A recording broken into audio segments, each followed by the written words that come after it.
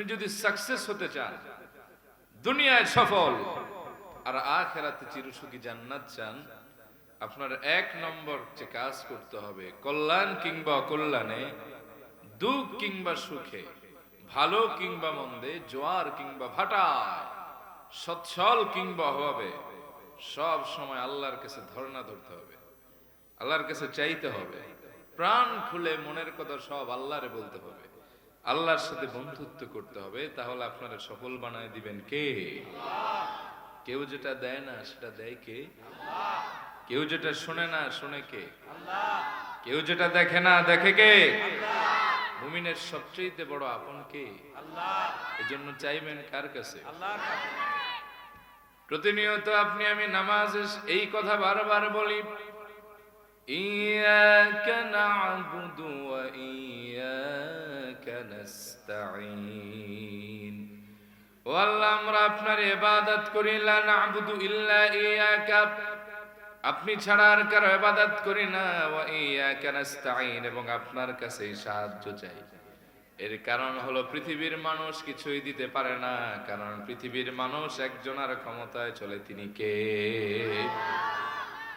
আল্লাহ বললেন, ইয়া আইয়ুহান নাসু আনতুমুল ফুকারাউ ইলাল্লাহ ওয়াল্লাহু হুয়াল গানিয়ুল হামিদ। ইয়া আইয়ুহান নাসু আনতুমুল ফুকারাউ ইলাল্লাহ, হে পৃথিবীর মানবেরা, তোমরা সবাই আমি আল্লাহর কাছে নিঃস্ব, নাদান, নাচিস, ফকির, মিসকিন, তোমাদের কিছুই নাই। আল্লাহু হুয়াল গানি, আর আল্লাহ পাক হচ্ছেন ধনী সম্পদওয়ালা, রাজার রাজা, মহারাজা, গানিয়ুন হামিদ, আর তিনি হচ্ছেন প্রশংসিত। গোটা পৃথিবীর মানুষ আল্লাহর কাছে চায়, আল্লাহর ক্ষমতায় চলে, আর আল্লাহুস সামাদ, আল্লাহ মুখাপেক্ষী, সবাইরে তার পাওয়ারে চালান, আর গোটা পৃথিবী তার কাছে ধর্ণা ধরে, তিনি কারোর কাছে ধর্ণা ধরেন না। সুবহানাল্লাহ। দ্বিতীয়ত, এই পৃথিবীর মানুষের কাছে যত চাইবেন সম্পর্ক ছিন্ন হয়ে যাবে।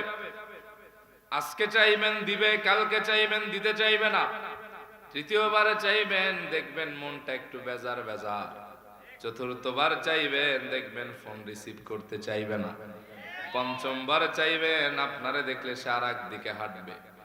পৃথিবীর মানুষের কাছে চাইলে সম্পর্ক ছিন্ন হয়ে যায়, মানুষ রাগান্বিত হয়ে যায়, কিন্তু আপনার আমার রব আল্লাহ হচ্ছেন সে আল্লাহ, মাল্লাম ইয়াসআলিল্লাহ ইয়াগদাব আলাইহি, যে আল্লাহর কাছে চায় না আল্লাহ তার উপর রাগান্বিত হয়ে যায়, আর যে আল্লাহর কাছে চায় তার সাথে আল্লাহর সাথে ঘনিষ্ঠ সম্পর্ক হয়ে যায়। এই পৃথিবীর মানুষ আপনার সাহায্য করতেও পারে, নাও পারে, কিন্তু আপনার ডিমান্ড ফুলফিল করার পরিপূর্ণ ক্ষমতা মানুষের নাই।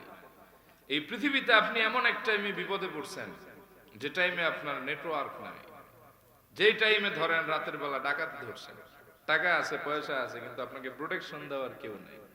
অথবা আপনি কোন সমুদ্রের যাত্রাপথে এমন এক জায়গায় আটকে গেলেন, প্রশাসন আছে, পকেটে টাকাও আছে, পয়সাও আছে, বাঁচানোর কোনো লোক, কিন্তু সেই জায়গায় আপনারা বাঁচাইতে পারে কে? জোরে বলেন। পৃথিবীর মানুষকে আপনি চাইলে পেতেও পারেন, নাও পেতে পারেন, কিন্তু আল্লাহ তাআলা তিনি বলছেন, ওয়াকালা রাব্বুকুম উদউনি আস্তাজিব লাকুম, বান্দা আমি তোমার রব বলতেছি, আমারে ডাকো, যে কোনো প্রয়োজনে আমি তোমারে সাড়া দিয়ে দিব। আল্লাহ অন্যত্র বলেন, ওয়াইযা সাআলাকা ইবাদি আন্নী ফাইন্নী করিব উজিবু দাওয়াতাদ দাঈ ইযা দাআন। ও নবী, আমার বান্দারা আপনার কাছে জানতে চায় আমি আল্লাহ কোথায়, আপনি বলেন আন্নী ফাইন্নী করিব, আমি তো বান্দার অতি নিকটে। উজিবু দাওয়াতাদ দাঈ ইযা দাআন, বান্দা যখন আমারে ডাকে, আমারে স্মরণ করে, তৎক্ষণাৎ আমি বান্দার ডাকে সাড়া দিয়ে দে। আল্লাহ আপনার আমার কত কাছে, ওয়া নাহনু আকরাবু ইলাইহি মিন হাবলিল ওয়ারিদ, আপনার আমার ঘাড় যে রগের উপর দাঁড়া দণ্ডায়মান স্থির, এই শাহ রগের চাইতেও কাছে। সুবহানাল্লাহ পড়েন।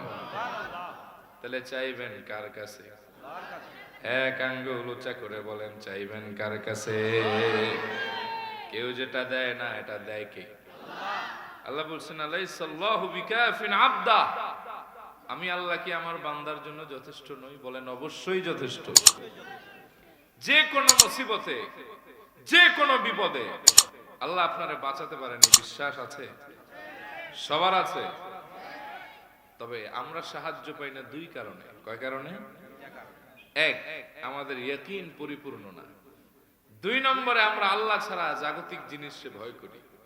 যদি আপনি আল্লাহ ছাড়া কাউকে ভয় না করেন আর আল্লাহর উপর প্রবল ঈমান এবং ইয়াকিন থাকে, যে কোনো মুসিবতে আল্লাহ তাআলা আপনাকে বের করে আনবেন।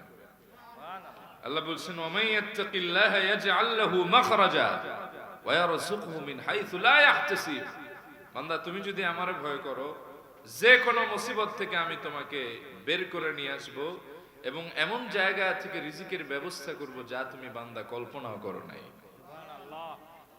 যে কোনো মুসিবতে যে আল্লাহ বান্দারে বাঁচায়, আমি একটা হাদিস ভিত্তিক ঘটনা আপনাদের শোনাই। কষ্ট হচ্ছে না তো?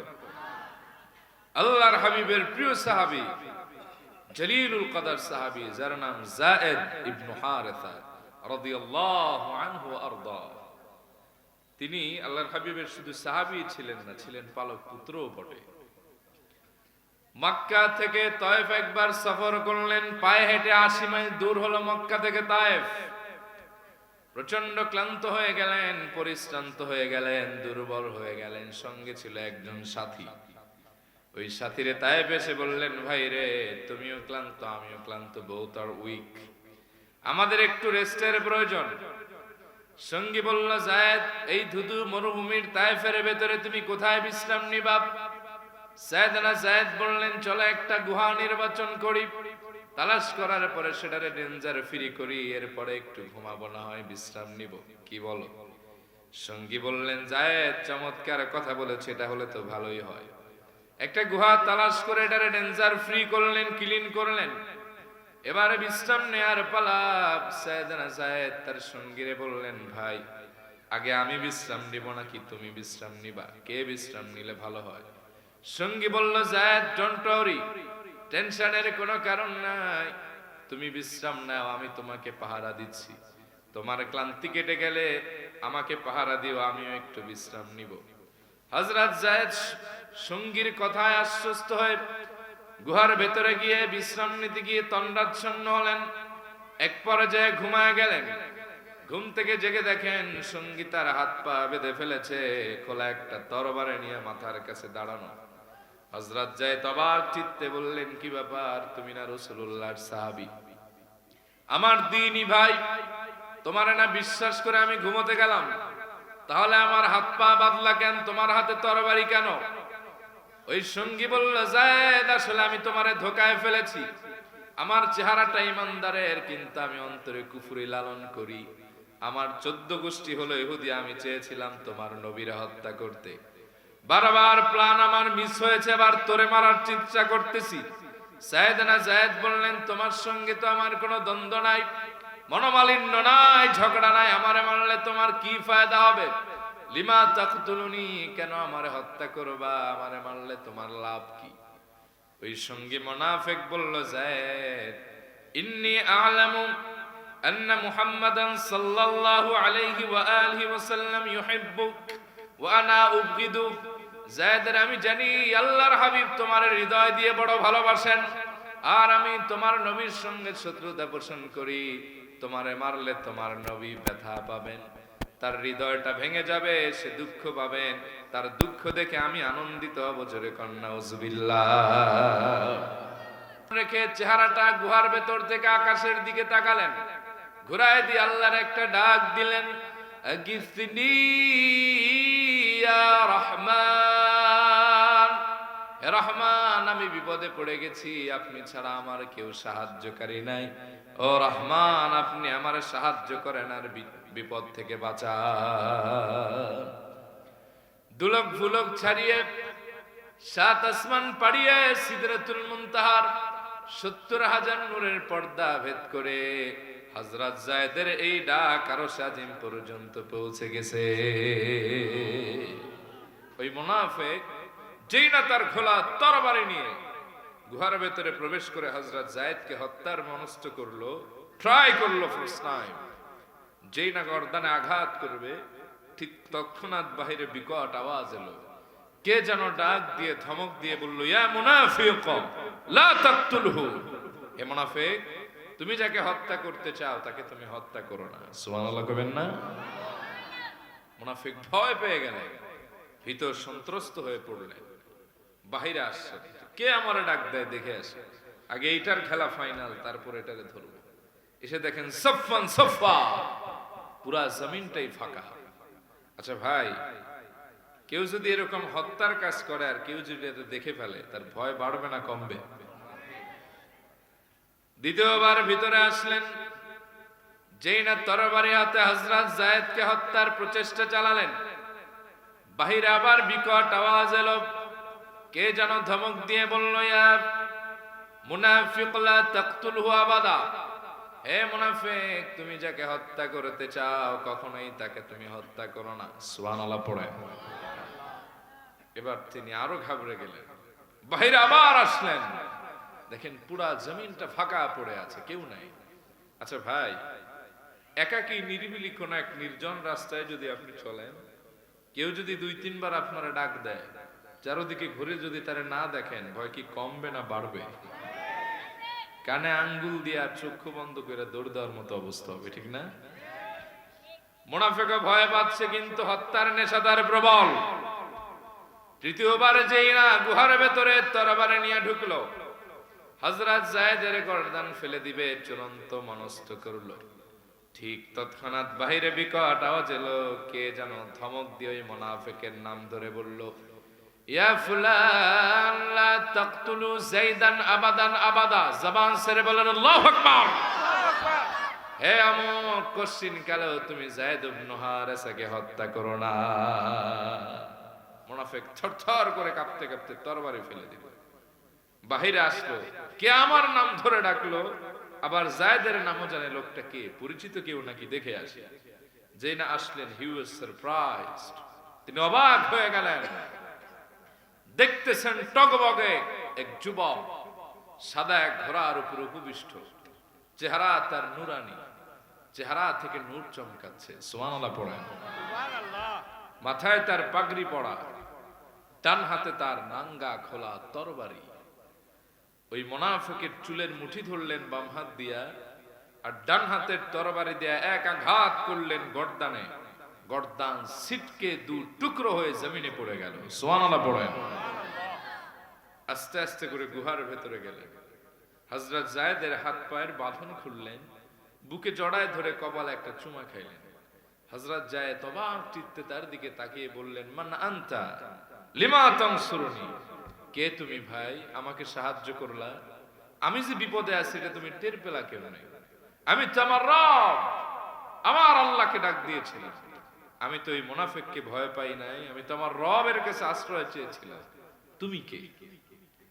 ওই সুদর্শন পাগড়ি মাথার তরবারি হাতের যুবকটি বলল, লা তাহজান ওয়ালা তাখাফ ইয়া যায়েদ, ও যায়েদ, ভয় পেও না, দুশ্চিন্তার কোনো কারণ নাই, আমার পরিচয় শোনো, আনা জিবরিল, আমি শাদীদুল কুওয়া, সাইয়্যিদুল মালায়েকা, আল্লাহর ফেরেশতা জিবরাইল তোমার সামনে দাঁড়ানো। বলে, ভাই রে, তুমি কেমনে টের পেলা? আমি তো আল্লাহরে ডেকেছিলাম। বলে, ও যায়েদ, যখন তুমি চূড়ান্ত বিপদে পড়ে আর কেউরে ডাকো নাই, আল্লাহর কাছে সাহায্য চেয়েছিলে, আমি তখন ছিলাম 7 আকাশের উপরে সিদরাতুল মুনতাহায়। রহমান বলে যখন ডাক দিয়ে সাহায্য চাইলা, আল্লাহ আমারে বললেন, জিবরিল এই মুহূর্তে তায়েফের ময়দানে যাও, আমার যায়েদ বিপদে পড়ে আমার কাছে সাহায্য চেয়েছে, রহমান বলে ডাক দিয়েছে, আমি আল্লাহর জন্য আবশ্যক হয়ে গেছে তাকে সাহায্য করা। ও ভাই যায়েদ, আমি দেখলাম 7 আসমানের উপর থেকে যদি তোমারে এসে বাঁচাই, মুনাফিক হত্যা করে ফেলবে, এজন্য প্রথম ধমক দিলাম 7 আকাশের উপরে সিদরাতুল মুনতাহায় বসে, দ্বিতীয় ধমক দিলাম 4র্থ আসমান, ওফি রিওয়ায়াত প্রথম আসমানে বসে, আর তৃতীয় ধমক দিয়ে মুনাফিকের গর্দান উড়াই দিলাম তোমার সামনে তায়েফের ময়দানে বসে। চিল্লা এখন সুবহানাল্লাহ। ওই আল্লাহ আছেন না? আল্লাহ বলেন, আলাইসাল্লাহু বিকাফিন আবদা, আমি কি আমার বান্দার জন্য যথেষ্ট নই? সুবহানাল্লাহ কইতে মন চায় না? আল্লাহ বলেন ওমাই ইয়াতাওয়াক্কাল আলাল্লাহ ফাহুয়া হাসবু, যে ব্যক্তি আমি আল্লাহর উপর ভরসা করে, আমার উপর ডিপেন্ডেন্ট হয়, আমার অভিভাবক বানায়, যে কোনো মুসিবতে আমি আল্লাহই তার জন্য যথেষ্ট। চিল্লা এখন ঠিক কি না? কিন্তু আমরা তো আল্লাহর কাছে যাই না, ঠিক না? আল্লাহর হাবিব শিক্ষা দিয়েছেন ফাইদা সাআলতা ফাসআলিল্লাহ, যখন তুমি চাইবে আকাশ এবং জমিনের কারো কাছে চাও না, একজনের কাছে চাও, তিনি হচ্ছেন তোমার রব আল্লাহ। সুবহানাল্লাহ পড়েন। এজন্য চাইবেন কার কাছে? কেমনে চাইবেন তাও আল্লাহ শিখিয়েছেন। ইয়া আইয়ুহাল্লাযীনা আমানুস্তাঈনু বিস-সাবরি ওয়াস-সালাহ ইন্নাল্লাহা মা'আস-সাবিরিন। ও ঈমানদাররা, আমার কাছে দুইটা মাধ্যমে চাও। এক নম্বরে নামাজের মাধ্যমে, দুই নম্বরে ধৈর্যের মাধ্যমে। মনে রেখো ইন্নাল্লাহা মা'আস-সাবিরিন, আমি আল্লাহ ধৈর্যশীলদের সাথেই আছি। আমরা যখন বিপদে পড়ি ডাক্তারের উপর ডিপেন্ডেন্ট হই, পীরের কাছে ডিপেন্ডেন্ট হয়, এরকম আছে না? আবার একটুখানি বিপদে পড়লে মাজারে মাজারে দৌড়া, এরকম আছে না? না, কিন্তু দৌড়ানো দরকার ছিল আগে মসজিদে যায় নামাজে, ঠিক কি না? কারণ পৃথিবীতে সবাই আপনারে ফিরায় দিবে, আল্লাহ কখনো ফিরায় দেয় না। সুবহানাল্লাহ পড়েন। বিপদে পড়লে আল্লাহর মনে থাকে না, এরকম আছে না? সন্তান হয় না, মাজারে মাজারে দৌড়ায়, সন্তান হয় না, তাবিজ কবজের আশ্রয় নেয়, ভালো কথা। কিন্তু তাদের যদি বলা হয় 1000 লোককে কয়দিন তাহাজ্জুদের নামাজ পড়েছো রাত্রি জাগরণ করে, 1000-এ 5 জনও পাবেন না, ঠিক না বে ঠিক? অথচ আল্লাহর হাবিবকে প্রশ্ন করা হয়েছে আইয়ু দুআ ইয়াসমা, কোন দোয়া কবুল হয় নবী? নবীজি বলেছেন 2 সময়ের দোয়া বুলেট মিস হয়, মাগার দোয়া মিস হয় না। সুবহানাল্লাহ কোন? সুবহানাল্লাহ। 1 নম্বর দুবুরাস সালাওয়াতিন মাকতুবাত, ফরজ নামাজের পরের দোয়া।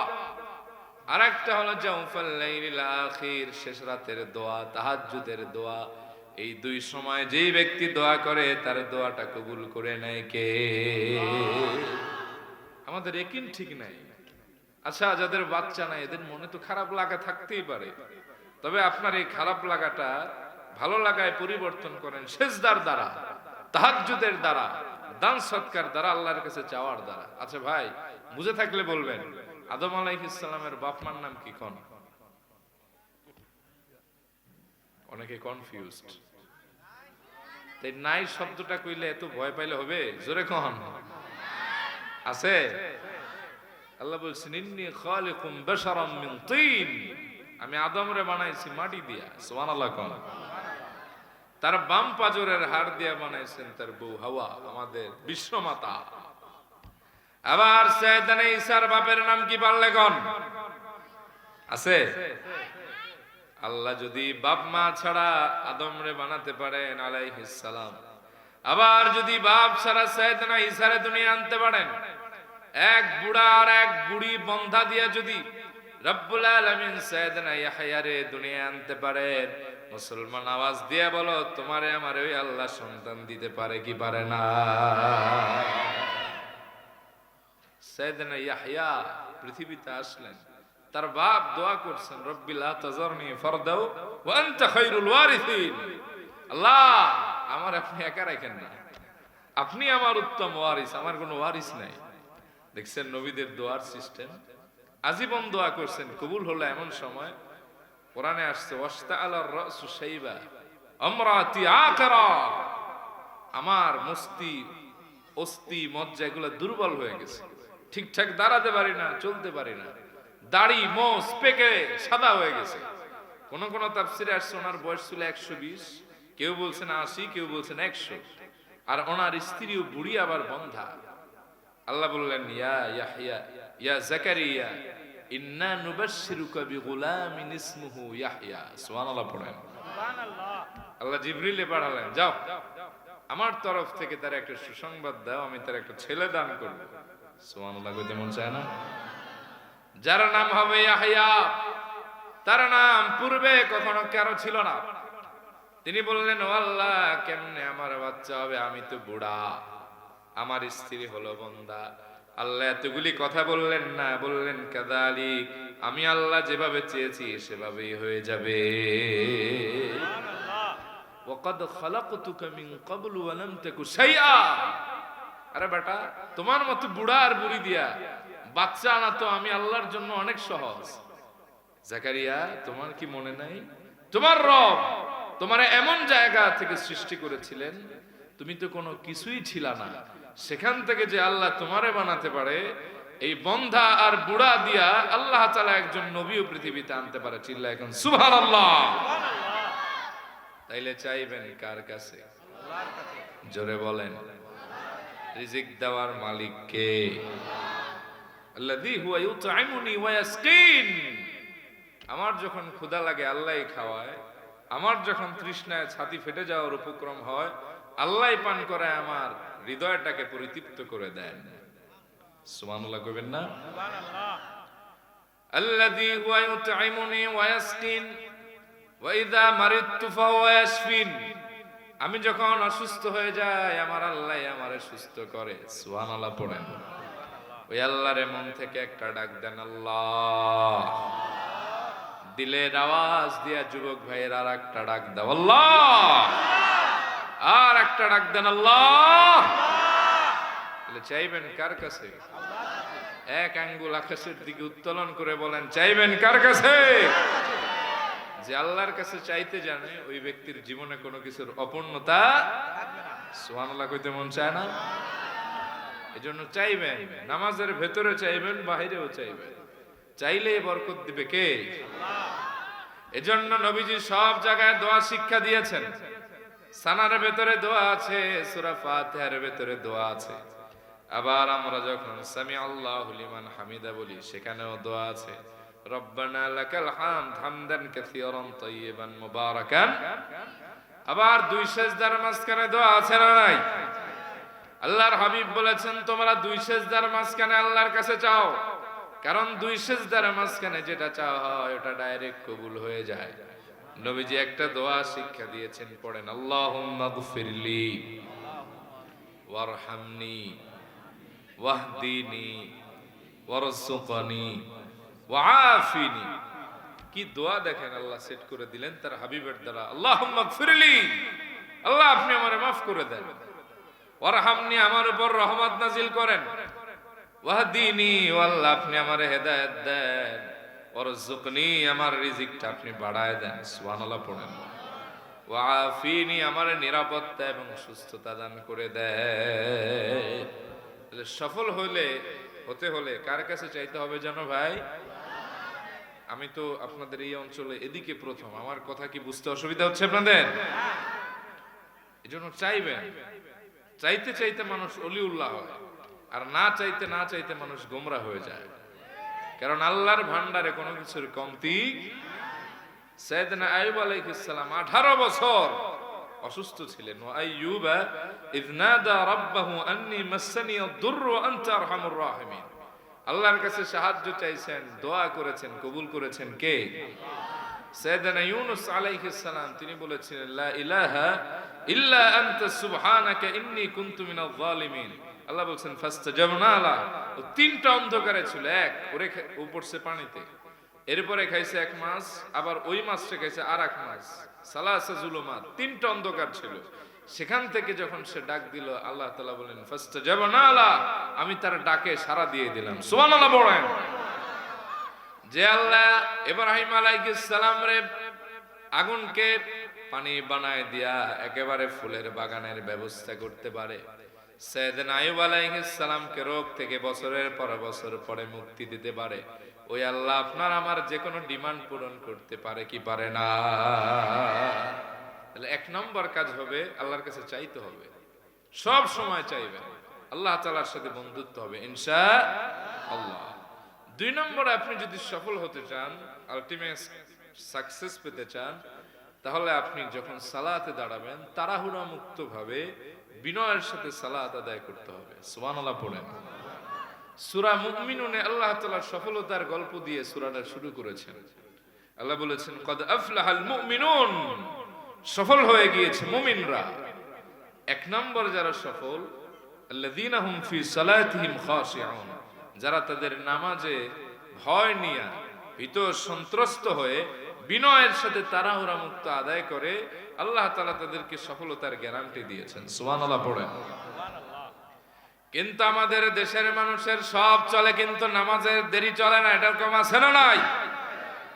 ঘন্টার পর ঘন্টা চায়ের দোকানে আড্ডা মারে, কোনো সমস্যা হয় না। কিন্তু মসজিদে এসে ইমাম সাহেবের কেরাত 2 মিনিট লম্বা হয়ে গেলে তার বিরক্তির ছাপ চেহারায় পাওয়া যায়। এরকম আছে না না? সব জায়গায় সবল, নামাজে আসলে দুর্বল আছে না নাই? নিজে আর নিজের বউ মিলে এক গাছ কেটে ফেলাইছে। আমার দেখা কোনো সমস্যা নাই, বাজার থেকে 40 কেজির বস্তা আনে মাথায় করে, মসজিদে ঢুকলেই চেয়ার নিয়ে বসে পড়ে, নামাজ পড়ে, বাইরে তাকায়, সামনে তাকায়, ডানে তাকায়, বামে তাকায়। এরকম মুসল্লি আছে না নাই? ভালো করে খেয়াল করবেন, মুমিন কখনো সফল হয় না নামাজে বিনয় ছাড়া। কিয়ামতে আল্লাহ এটা বলবেন না, গোলাম কত হাজার রাকাত নামাজ পড়ছে এটা গণনা করো। বলা হবে বান্দার আমলনামার ভেতরে নামাজ যা আছে ওজন দাও। তখন দেখা যাবে কারো 200 রাকাত নামাজের চাইতে কারো 20 রাকাত নামাজের পাল্লাটা ভারী হয়ে যাবে। হুজুরে আলোচনা করতেছিলেন, ইন্নাস সালাতা তানহা আনিল ফাহশাই ওয়াল মুনকার, নিশ্চয় নামাজ নামাজীকে অশ্লীল খারাপ কাজ থেকে হেফাজত করে। তা আমরা তো দেখি 50 বছর নামাজ পড়ছে, কপালের ভেতরে কালো দাগ পড়ে গেছে, কিন্তু এখনো সুদের ব্যবসায় রমরমাতার। এরকম আছে না না? হজ করে উমরায় যায়, কিন্তু ঘুষ খায় পেটের সাইজ বানাইছে ভণ্ড পীরের মতো। আছে না নাই? কথা কন।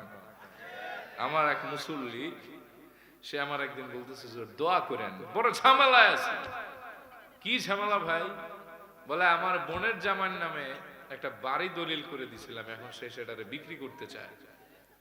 আমি কইলাম আপনি বোনের জামাইয়ের নামে দিলেন কেন? কয় আছে, ঝামেলা আছে। আর একজনের জিজ্ঞেস করলাম, বাবা কি কয়? কারে জানেন না, এগুলো রেজিস্ট্রি অফিসে চাকরি করে, কেরানির পদে আছে। কয় ঘুষ খাইয়া টাকা যা কামাইছে থোয়ার জায়গা নাই, মানুষে সেটেলমেন্ট দিয়া কামাইছে। এখন রেট দেওয়ার ভয়ে বোন জামাইয়ের নামে বাড়ি দিছিল, সম্পর্ক খারাপ, এখন বাড়ি বেচতে চায়, তাই দোয়া চাইতেছে। এরকম লোক আমাদের সমাজে আছে না নাই? এত বছরে নামাজ পড়ে চরিত্র বদলায় না। এর কারণ নামাজ পড়ে ঠিক, কিন্তু নামাজে বিনয় হয় না। আল্লাহর হাবিবের মসজিদে নববীতে এক লোক ঢুকলেন, নামাজ পড়তেছিলেন। আল্লাহর হাবিবের পরে ঢুকলেন, তার নামাজ পড়া দেখে আল্লাহর হাবিব বিস্ময় চিত্তে তাকায় রইলেন। নামাজ শেষ হওয়ার পরে বললেন, ইরজি ফাসাল্লি ফাইন্নাকা লাম তুসাল্লি। ও মিয়া, তুমি কি নামাজ পড়লা? তুই তো নামাজই পড়ো না, যাও আবার নামাজ পড়ে আসো। আবার নামাজ পড়লেন, নবীজি বললেন, ইরজি ফাসাল্লি ফাইন্নাকা লাম তুসাল্লি। ও মিয়া, যাও আবার নামাজ পড়ে আসো, তুমি তো নামাজই পড়ো নাই। আল্লাহর হাবিব তারে 3-3 একই কথা বললেন। ওই লোক কেঁদে ফেললেন। এক বর্ণনায় আছে, তিনি বললেন, আল্লাহি আল্লাযী বাআসাকা ফিল হক, ওই রবের নামের কসম করে বলি যিনি আপনারে সত্য নবী হিসেবে পাঠিয়েছেন, আল্লাহর কসম এর চাইতে ভালো নামাজ আমি জানি না। নবীজি বললেন, সাল্লু কামা রাআইতুমুনি উসাল্লি, যেভাবে আমারে নামাজ পড়তে দেখো সেভাবে নামাজ পড়ো। সুবহানাল্লাহ পড়েন। এরপরে নবীজি বলেন, দেখো আমি কেমনে নামাজ পড়ি, তুমি আল্লাহু আকবার বলে হাত বাঁধবা, এরপরে তুমি সানা পড়বা। পারেন সানা? সুবহানাকাল্লাহুম্মা ওয়া বিহামদিকা ওয়া তাবারাকা ইসমুকা ওয়া তাআলা জাদ্দুকা ওয়া লা ইলাহা গায়রুক, এটা পড়বা। এরপরে তুমি ধীরে সুস্থে নামাজটা স্টার্ট করবা, সূরা ফাতিহা পড়বা। এটা শেষ হলে কোরআনের যতটুকু তোমার জন্য সহজ ততটুকুই পড়বা। সুবহানাল্লাহ কইবেন না? এরপর রুকুটা বিনয়ের সাথে ধীরে সুস্থে দিবা। রুকু থেকে উঠে কিছু সময় দাঁড়াবা, তাড়াহুড়া করবা না। এরপরে আস্তে আস্তে সিজদায় যাবা, সিজদাটা বিনয়ের সাথে দিবা। 2 সিজদার মাঝখানে কিছু সময় অপেক্ষা করবা, এরপরে আবার দ্বিতীয় সিজদা দিবা। কিন্তু আমাদের দেশের অবস্থা হলো এমন, অনেক জায়গায় নামাজ পড়লে আমার মন চায় যে নামাজটা ছেড়ে দেই। ইমাম সাহেব আল্লাহু আকবার বলে দাঁড়াইছে, আমরাও দাঁড়াইছি, আমরা কিছু বলার আগেই তার মালিক ইয়াউমিদ দিন শেষ, এরকম আছে না নাই? আমরা রুকুতে এক তাসবিহ পড়তে পারি না, তার সিজদায় যাওয়ার উপক্রম আছে না? আল্লাহর হাবিব বললেন এমনটা করবা না, আস্তে আস্তে ধীরে সুস্থে নামাজ পড়বা, এরপরে শেষ বৈঠকে তাশাহুদ পড়বা, তোমার নবীর উপরে প্রাণ ভরে সালাম দিবা, এরপরে তৃতীয়বার ক্ষমা চেয়ে দোয়ায়ে মাসুরা পড়ে সালামটা ফিরাবা। এটাই হলো আমি নবীজির শিক্ষা দেওয়া নামাজ। সুবহানাল্লাহ। কিন্তু আমাদের সমাজের নামাজগুলির চিত্র হলো এমন, যে মসজিদে তারাবি তাড়াতাড়ি পড়া হয় ওই মসজিদে মুসল্লির অভাব হয় না, আর যেই মসজিদে একটু বিলম্ব করে নামাজ পড়া হয় ৩-৪ দিনের বেশি সেখানে মুসল্লি পাওয়া যায় না। ঠিক না বেঠিক? দেখবেন আমাদের দেশের ইমাম সাহেবরাও এখন পাবলিক খুশি করে, আল্লাহরে খুশি করে না। ইল্লা মাশাআল্লাহ। রাগ করতেছেন নাকি? আবার এখানে কোন ইমাম সাহেব থাকলে আবার সে তার উপর নিয়ে না, এটা বুঝানোর জন্য বলতেছি। কথা কি কষ্ট হইতেছে আপনাদের বুঝতে? কথা কি বাস্তব না বাস্তব? পুরান ঢাকার নাম শুনছেন? এরা তো হালা কইয়া কথা কয়, আবে হালা মিয়া হুনছ। তো ওনাদের একটা ঘটনা শুনছিলাম যে 2 মুরব্বি নাকি তারাবির নামাজের পরে চা খাইতেছে চায়ের দোকানে, আর গপসপ মারতেছে। একজনে আর একজনের বলছে আবে হালা মিয়া হুনছ। কয় হালায় ক কি কইবা? তোমগো মসজিদে কি ছোরা তারাবি নাকি খতম তারাবি চলতেছে? কয় মাশাআল্লাহ, বাপদাদার আমল থেকে তো খতমই চলতেছে। কয় এত গপসপ মাইরো না, আগে ক পারা একটা পড়তে কয় মিনিট লাগে? কয় আমগো হুজুর হালায় বালা আছে 1 ঘন্টা 20 মিনিট লাগে। ওই বিরাগে আবে হালায় এটা কোন হুজুর হইলো? ওই হালায় তো হুজুরের জাতি না। কেলা আমরা বি একটা রাখছি, হালার দেহটাও যেরকম কণ্ঠটাও সেই রকম। 20 রাকাত তারাবি, 2 রাকাত সুন্নত, 3 রাকাত বেতের আর 4 রাকাত ফরজ, সব হালায় 35 মিনিটে শেষ দিয়া দেয়। আমরা বি খুশি আছি, পাবলিক বি খুশি আছে। হালার আগের টাইম মন বেশি ভালো করবো না, 70 দিয়ে বিদায় দিচ্ছে। কসম খোদার এই হালারে 1 লাখের নিচে দিব না। যদিও গল্প তাও বাস্তব, কথা কন ঠিক না বেঠে?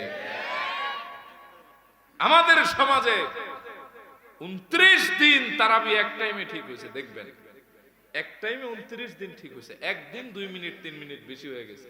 সালাম ফিরানোর পরে এ ঘড়ির দিকে তাকায়, ওই আর একজনের চিমটি দেয়, খোটা দেয়, পুরা মসজিদ মাছের বাজারে রূপান্তরিত হয়ে যায়। ঠিক কিনা বলেন? তখন দেখা যায় একজন আর একজনের দিকে তাকায় ঘড়ি দেখায়, আয় হায়, তার মানে ওর নামাজে মন ছিল না, কয় মিনিট দেরি হইতেছে এই দিকে মন ছিল। কথা ঠিক না বেঠিক? আপনার আমার নামাজে দাঁড়ালে তাড়াহুড়ো আছে, নামাজে দাঁড়ালে মনটা স্থির হয় না, নামাজে দাঁড়ায় নানান দিকে মন চলে যায়। আরে সাহাবীরা 1 টানা 2 টানা 3-3টা তীরবিদ্ধ হয়েছেন, তাও নামাজ ছাড়েন নাই। সুবহানাল্লাহ। আমি আপনাদেরকে সুনান আবু দাউদ থেকে একটা হাদিস শোনাই। আল্লাহর হাবিবের হিজরতের 6ষ্ঠ বছরে, কোন কোন রিওয়ায়াতে আছে 7ম বছরে, আল্লাহর হাবিব সাহাবীদের ভেতর থেকে মাত্র 400, কোন কোন রিওয়ায়াতে 700 সাহাবীদেরকে নিয়ে একটা যুদ্ধ করলেন। যুদ্ধের নাম যাতুর রিকা। 2 উপত্যকার মাঝখানে যুদ্ধটা হয়েছে। আল্লাহর হাবিব নিজে এই যুদ্ধে উপস্থিত ছিলেন। ওই যুদ্ধে একজন সাহাবীর হাতে এক কাফেরের স্ত্রী আহত হয়। তবে উসদুল কাবা ফি মারিফাতিস সাহাবা আসমাউর রিজালের কিতাব, এই কিতাবে আছে না নিহত হয়ে যায়। ওই কাফের স্ত্রী হত্যার অথবা অপমানের বদলা নেওয়ার জন্য প্রতিজ্ঞাবদ্ধ হয়, যতক্ষণ আল্লাহর হাবিবের সাহাবীদের রক্তপাত না ঘটাবো, 1 ঢোক পানি পান করব না, খাবার খাবো না, চুল আঁচড়াবো না, এই চেহারাও কাউকে দেখাবো না। যুদ্ধ শেষ হয়ে গেল, নবীজি আমার বীরের বেশে মদিনাতুল মুনাওয়ারার দিকে রওনা করলেন। পথিমধ্যে রাত গভীর হয়ে গেল। আমার নবীজির আদত মুবারক ছিল গভীর রাতে আল্লাহর হাবিব মদিনা মুনাওয়ারায় প্রবেশ করতেন না। সাহাবীদেরকে বললেন, সাহাবীরা এই জায়গায় রাত্রি যাপনের ব্যবস্থা করো, তাঁবুর ব্যবস্থা করো, খাবারের আয়োজন করো, সকালে আমরা রওনা দিব। সব কমপ্লিট হয়ে গেল। এবার নবীজি বললেন, সাহাবীরা তোমাদের মাঝে আল্লাহর এমন একজন গোলামকে আমি দেখতে চাই যে সারা রাত এই কাফেলার পাহারাদার হবা। কে আছো আল্লাহর দিনের পাহারাদার হতে চাও? দাঁড়াও। এই কথা বলতেই হযরত আব্বাদ ইবনু বিশর আল আনসারী তিনি দাঁড়ায় গিয়েছে। তিনি বললেন, লাব্বাইক ইয়া রাসূলুল্লাহ, ও আল্লাহর হাবিব, আপনি অনুমতি দিলে আমি দাঁড়াতে চাই। সুবহানাল্লাহ কইবেন না? ওনারে দেখে আর একজন দাঁড়িয়েছে পেছন থেকে। তার নাম আম্মার বিন ইয়াসির, মুহাজির সাহাবী, ইসলামের প্রথম শহীদ, হযরত সুমাইয়ার সন্তান। নবীজিকে বললেন, ও নবী, আমিও দাঁড়াতে চাই। নবীজি বললেন, ওকে তোমরা দুইজন পাহারা দাও, আমরা ঘুমোতে গেলাম। এবার দুইজন দাঁড়িয়ে দাঁড়িয়ে এক ভাই আর এক ভাইকে বলতে লাগলো, ভাইরে, রাত অনেক লম্বা, একত্রে যদি পাহারা দেই, রাতের বেলায় পাহারা তো ঠিক দিব, কিন্তু সকালে মদিনায় যেতে কষ্ট হবে। তার সাথে একটা কাজ করি, রাতকে দুই ভাগ করি, এক ভাগে তুমি পাহারা দাও, আমি ঘুমাই, আবার আমি যখন পাহারা দিব তুমি মন করে ঘুমায়। হযরত আব্বাদ বললেন, ইয়া আম্মার, আইয়ুল লাইলিন আহাব্বু ইলাইক, রাতের কোন অংশ তোমার ভালো লাগে আম্মার? আমি তোমাকে সেটা ছেড়ে দিলাম, হয়তো পাহারা দাও, না হয় ঘুমাও। হযরত আম্মার বললেন, আব্বাদ, প্রথম অংশে আমি একটু ঘুমোতে চাই, তুমি পাহারা দাও। দ্বিতীয় অংশে আমি তোমারে পাহারা দিব, তুমি মন ভরে ঘুমায়ো। হযরত আব্বাদের পাহারা স্টার্ট হয়ে গেল। পাহারা দিতে লাগলেন। আস্তে আস্তে রাত গভীরতায় গড়াতে লাগলো। নিসফুল লাইল যখন অতিক্রম হয়ে গেল, হযরত আব্বাদ চিন্তা করলেন, আয় হায়, সময়টা হলো তাহাজ্জুদের, আল্লাহর সঙ্গে সম্পর্ক জুড়বার। শুধুমাত্র তাহাজ্জুদ পাহারা দিলে আমার পাহারার হক আদায় হবে। তার চাইতে আমি এই সময় দাঁড়ায় দাঁড়ায় সালাত আদায় করি, কোরআন কারীম থেকে তেলাওয়াত করি, তাহাজ্জুদ পড়ি, পাহারার হক আদায় হবে, তেলাওয়াতের তৃষ্ণাও মিটবে, আর আল্লাহর সঙ্গে তাহাজ্জুদ পড়ে আমার সম্পর্কটা গভীর হয়ে যাবে। এইভাবে হযরত আব্বাদ আল্লাহু আকবার বলে সালাতে দাঁড়ালেন।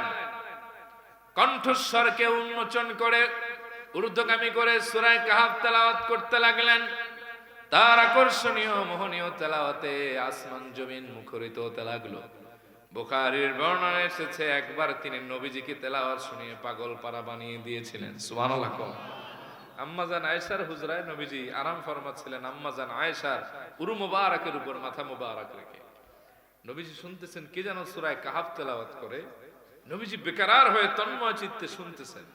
বলেন, হাজ সাউতু আব্বাদি আয়েশা। আয়েশা, এটা কি আমার আব্বাদের গলার আওয়াজ নাকি? হযরতে আয়েশা বললেন, নাম, হাদা সাউতু আব্বাদি ইয়া রাসূলুল্লাহ, এটা তো আপনার সাহাবী আব্বাদেরই গলার আওয়াজ। নবীজি খুশি হয়ে দোয়া করলেন, আল্লাহুম্মা গফিরলা, আল্লাহ আপনি তার জীবনের গুনাহ মাফ করে দেন। সাহাবীর আকর্ষণীয় মোহনীয় তেলাওয়াতে আসমান জমিন মুখরিত হতে লাগলো। ওইদিকে কাফের স্ত্রী হত্যার বদলা নেওয়ার জন্য তীর আর ধনুক নিয়ে ছুটলেন মদিনার পানে। পথিমধ্যে হযরত আব্বাদের কণ্ঠস্বরের আওয়াজ তার কানের ভেতরে ঢুকে গেল। ওই কাফের স্তব্ধ হয়ে দাঁড়িয়ে রইলেন। বিচক্ষণতার সাথে ভাবতে লাগলেন, এখান থেকে তো কোরআন তেলাওয়াতের আওয়াজ কখনো আসে না, মরুভূমি তো এখানে, তাহলে আমার মন বলে রাত গভীর হওয়ার কারণে নবীজি মদিনায় যায় নাই, সাহাবীদের নিয়ে এখানে আছে। আমার জন্য সুযোগটা ভালো হলো, মন খুলে স্ত্রী হত্যার বদলা নিব আর সাহাবীদেরকে রক্তাক্ত করব। জোরে কন্যা উযুবিল্লাহ। ওই কাফের তীর আর ধনুক নিয়ে হযরত আব্বা লক্ষ্য করে সামনে এগোতে লাগলেন। প্রচন্ড অন্ধকারে কেউ কাউরে দেখে না। ওই বিচক্ষণ চালাক কাফের হযরত আব্বাদের কণ্ঠস্বরকে লক্ষ্য করে তার ধনুক থেকে একটা তীর ছুঁড়ে মারলেন। এই তীরটা ব্যর্থভাবে নির্ভুলভাবে এসে সরাসরি হযরত আব্বাদের সিনার ভেতরে ঢুকলো। এক পাশ থেকে আর এক পাশে তীরটা বের হয়ে গেল। লাম ইয়াতাহাররাক ওয়া লাম ইয়াকতাইস সালাহ।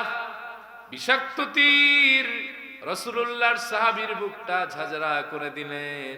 তাও সাহাবী নামাজ ছাড়লেন না, ডানে বামেও তাকালেন না, তেলাওয়াত বন্ধ করেন নাই। সুবহানাল্লাহ। কাফের অবাক হয়ে ভাবতে লাগলেন, যেই তীর আমি মারলাম, আমার তো মন বলে তীর লেগেছে, কিন্তু লাগার তো কোনো নমুনা আমি পাচ্ছি না, তেলাওয়াত তো বন্ধ হবে। নামাজ তো ছেড়ে দিবে, যেহেতু তেলাওয়াত চলমান, নামাজও চলমান, তীর মনে হয় লাগে নাই, আর একটা তীর মারলেন খোবে। এই তীরটাও এসে হযরত আব্বাদের সিনার ভেতরে ঢুকলো, এক পাশ থেকে আরেক পাশে বের হয়ে গেল। লাম ইয়াকতা ওয়া লাম ইয়াতাহাররাক ওয়া হুয়া কানা ইউসাব্বিতু ফিস সালাত। বিষাক্ত তীর রাসূলুল্লাহর সাহাবীর বক্ষটা ঝাঁঝরা করে দিল, রক্তে গোটা শরীরটা স্নান করালো।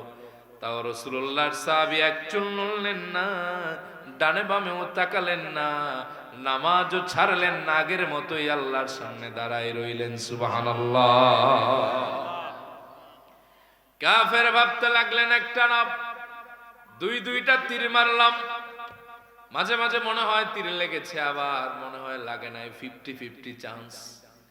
তীর লাগলে তো নামাজ ছাড়বে, নামাজ কেন ছাড়ে না, এই ভেবে ক্ষুব্ধ তৃতীয় তীরটা আবার মারলেন।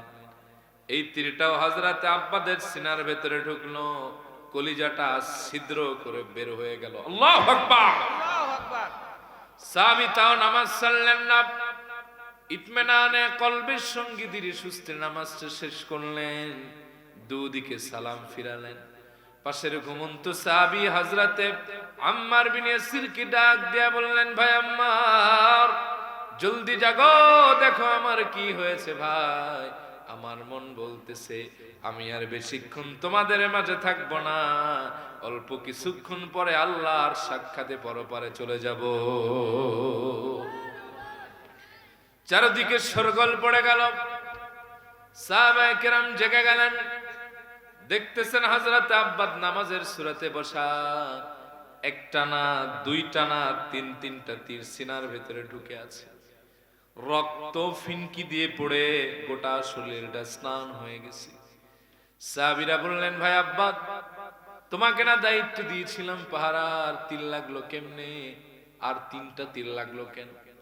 হযরত আব্বাদ বললেন, সাহাবীরা, গভীর রাতে চিন্তা করলাম পাহারা দিলে পাহারার হক আদায় হবে, তার চাইতে তাহাজ্জুদ পড়ি, আল্লাহর সাথে সম্পর্ক বাড়বে, কোরআন তেলাওয়াতের মজাও পেয়ে যাব, পাহারার হক আদায় হবে। সাহাবীরা বললেন, আরে আব্বা, প্রথম তীরটা যখন লাগলো নামাজ তো ছেড়ে দিতে পারতে, তাহলে তো আর বাকি দুইটা তীর লাগতো না, কেন নামাজ ছাড়লা না, এই পাগলামি করলা কেন?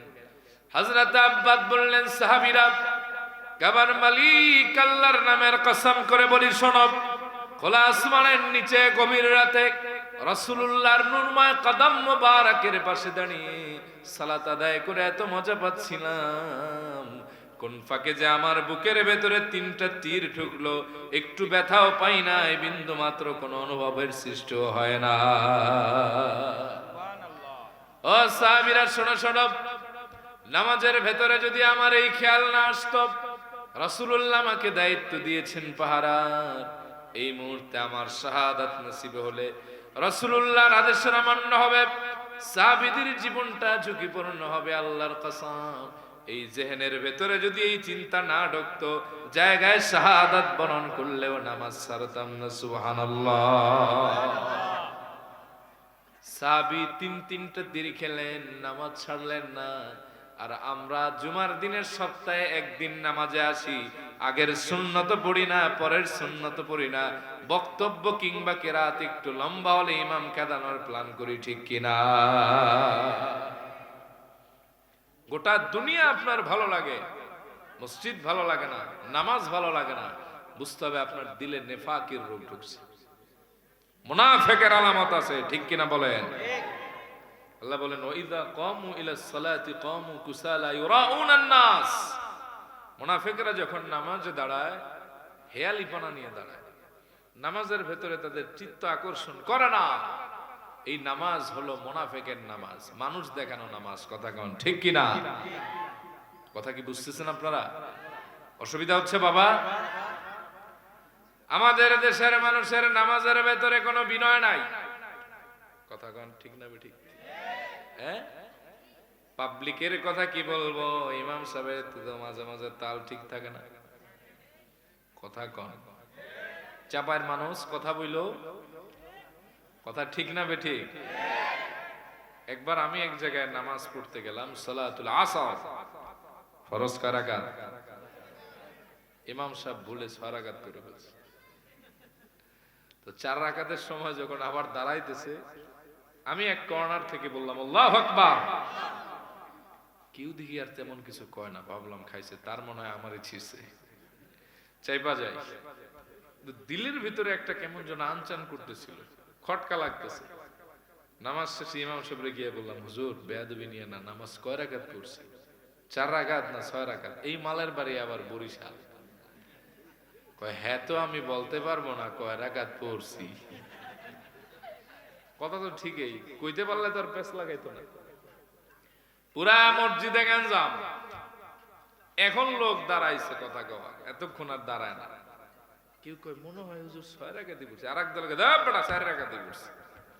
পুরা মসজিদে গরম অবস্থা। এক লোক দাঁড়ায় গেছেন, চিকন আলী টাইপের লোক, দাঁড়ায় কয় হুজুর আমি কইতে পারি কয় মিনিট লাগছে আর কয় রাকাত পড়ছে। আমি বললাম কেমনে? কয় ঘড়ি দেখলাম আর টাইম মিলাইলাম, রেজাল্ট নিয়ে আসলাম। আমি বললাম কেমনে? কয় আমাদের হুজুরের 4 রাকাত পড়তে জিন্দেগি তো দেখি নাই 6-7 মিনিটের বেশি লাগে। ঘড়ির দিকে তাকায় দেখছি 12 মিনিট শেষ হয়ে 13 মিনিটে যাচ্ছে। খোদার কসম 6 রাকাতই পড়ছি। ভাগ্য ভালো ঘড়ি ছিল।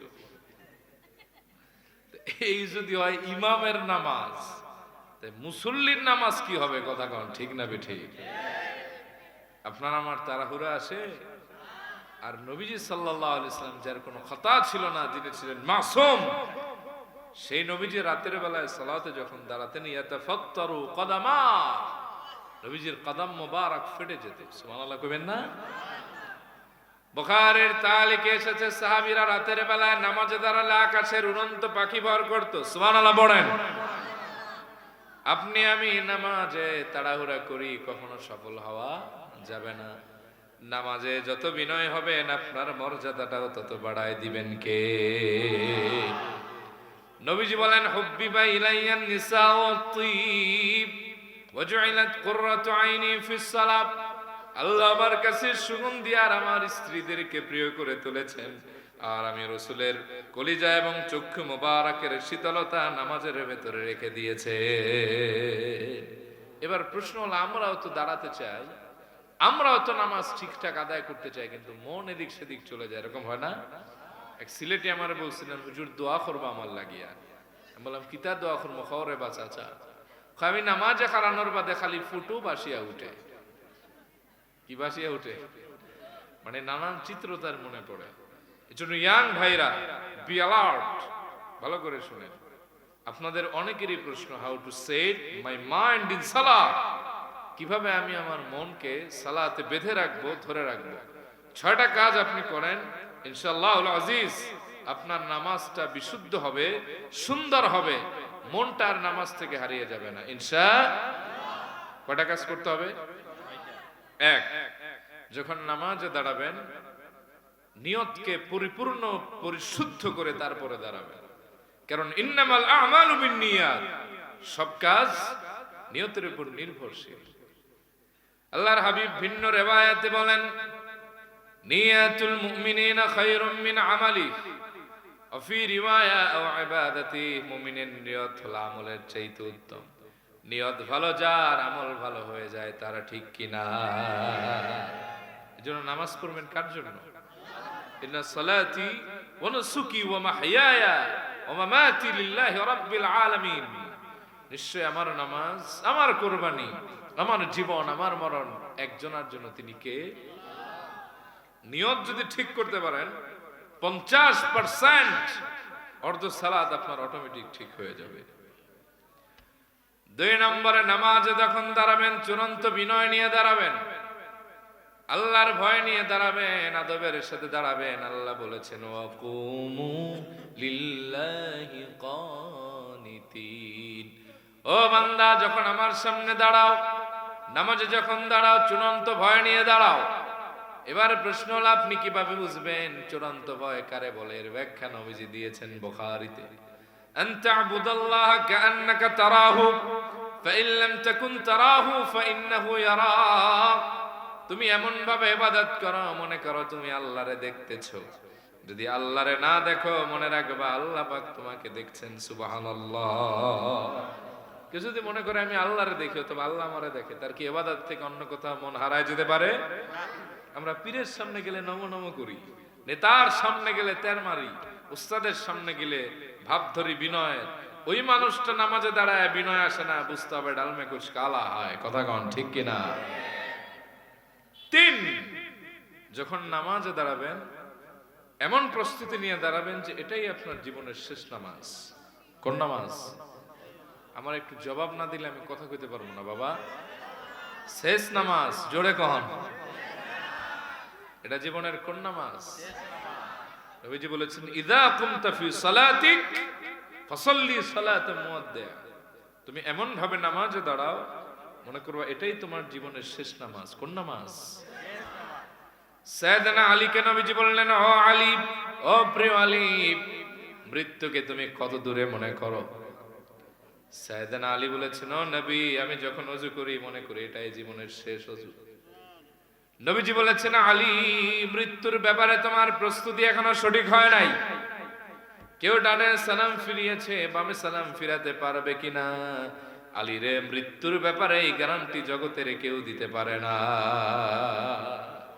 আলী, আরো যত্নবান হও, সুবহানাল্লাহ পড়েন। এজন্য যখন দাঁড়াবেন ফিল নিয়ে দাঁড়াবেন, এটাই জীবনের কোন নামাজ? আল্লাহর হাবিব সাল্লাল্লাহু আলাইহি ওয়াসাল্লামের সাহাবীরা এই প্রস্তুতি নিয়ে দাঁড়াতেন। সাইয়েদনা আলীর পায়ে তীরবিদ্ধ হয়েছে। নবীজি বলেছেন, নামাজে দাঁড়ালে ছুটে, কারণ নামাজে যখন আলী দাঁড়ায় এমন ভাবে দাঁড়ায় তার দুনিয়ার কোনো খেয়াল থাকে না। সুবহানাল্লাহ। কেউ যদি মনে করে সকালের ফজরটা পড়েছি, জোহর পাবো না, জোহর পড়েছি আসর পাবো না, আসর পড়েছি তো মাগরিব পাবো না, মাগরিব পেয়েছি তো এশা পাবো না, এই চিন্তা নিয়ে কোনো ব্যক্তি যখন নামাজে দাঁড়াবে, আল্লাহর কসম ওই ব্যক্তির কখনো মনে দিক সেদিক যাবে না। ঠিক কিনা? মনে করেন আজকে আমি আপনাদের একটা বাস্তবিক উদাহরণ দেই, যে কেউ যদি ভাবে এটাই তার জীবনের শেষ নামাজ, তার ফিলিংস লেভেলটা কোন লেভেলে যেতে পারে। ধরেন এখন কটা বাজে? এখন বাজে 11:47। কাউকে যদি বলা হয় সাপোজ যে তোমার 12:30 ফাঁসি হবে, তোমার আর মাত্র এই 37 মিনিট সময় তোমার জীবনে বাকি আছে, তুমি আর বাঁচবা অনলি 37 মিনিট। কয় মিনিট?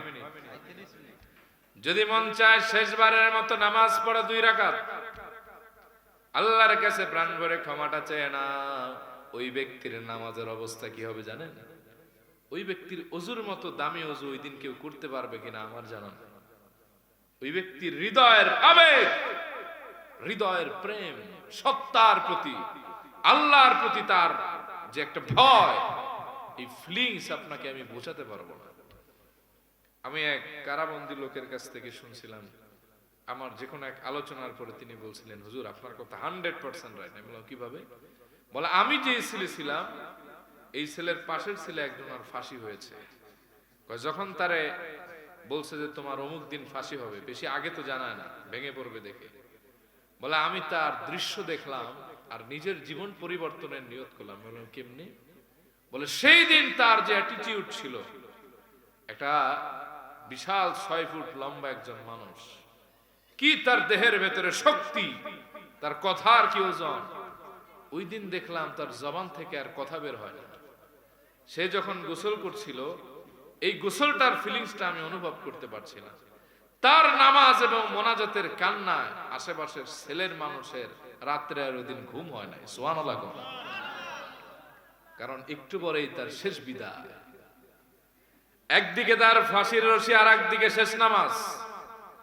দেখবেন সূরা ফাতিহা পড়তে পড়তে তার লম্বা একটা সময় লাগবে, চোখ বেয়ে বেয়ে তার পানি ঝরবে, রুকুতে গেলে আর উঠতে মন চাইবে না, সিজদায় গেলে কান্নায় ভেঙে পড়বে, আর মনে মনে প্রত্যাশা করবে, আল্লাহ মওত যেহেতু দিবা, তাহলে আমার মওত যদি সিজদায় হতো কতই না ভালো হয়ে যেত। আর দুনিয়া থাকবে একদিকে আর নামাজ থাকবে আর একদিকে। এজন্য নবীজি বলেছেন, ইযা কুমতা ফি সালাতিক ফাসাল্লি সালাতা মুয়াদ্দিয়া। তুমি এমন ভাবে সালাতে দাঁড়াও মনে করবা এটাই তোমার জীবনের শেষ নামাজ। কোন নামাজ? 4 নম্বর, যখন নামাজে দাঁড়াবেন, যাক্কির আল মাউত ওয়া আনতা ফিস সালাহ। আল্লাহর হাবিব বলেছেন, তুমি নামাজে দাঁড়ায় দাঁড়ায় মৃত্যুর কথা স্মরণ করো। কিসের কথা? ভাবেন কখনো? হ্যাঁ, দুনিয়ার কথাই আমরা ভাইবা পাই না, তাহলে আখিরাতের কথা কি ভাববো? বুখারীর বর্ণনায় আল্লাহর হাবিব বলেছেন, মানুষ বুড়া হইলেও তার 2টা জিনিসের শখ কোনোদিন কমে না। কটা জিনিসের? এক, তার বাঁচার আশা, সে বাঁচতেই চায়। একটু পরে তার মওত হবে, তার ভেতরে এখনো বাঁচার আশা আছে। আল্লাহর হাবিব বলেছেন, যাক্কির আল মাউত ওয়া আনতা ফিস সালাহ। যখন তুমি নামাজে দাঁড়াবে মওতের কথা চিন্তা করো। কখনো ভাবছেন?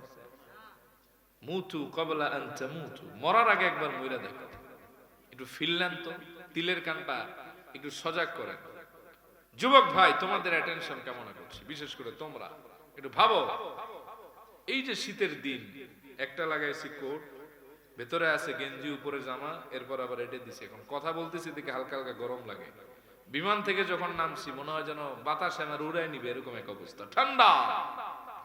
এই ঠান্ডার দিনে যদি তোমার মওত হয়, ঘরের মানুষ সব লেপের তলে থাকবে, সোয়েটার গায়ে দেওয়া থাকবে, সব মানুষগুলি নিজেকে সেভ করার প্রচেষ্টা করবে, কিন্তু তোমার লাশটা কিন্তু ঘরের খাটিয়ায়, ওই যে ঘরের নামা এমন ভাবে নামাবে, তোমার গায়ে কিন্তু একটা পাতলা চাদর ছাড়া কিছুই রাখবে না। ঠিক না?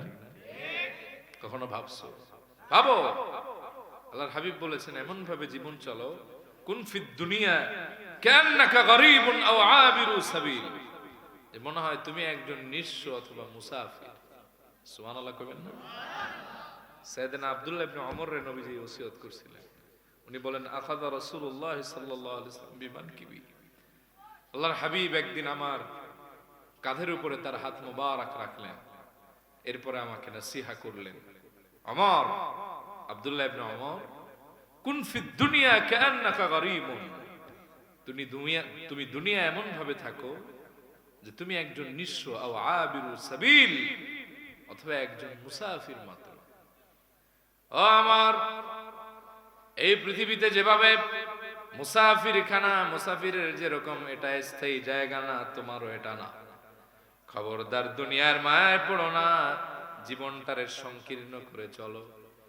এরপর থেকে উনি সব সময় নসিহত করলে সবাইরে বলতেন, ইযা আমসাইতা ফালা তানতাযিরিস সাবাহ ওয়া ইযা আসবাহতা ফালা তানতাযিরিল মাসা।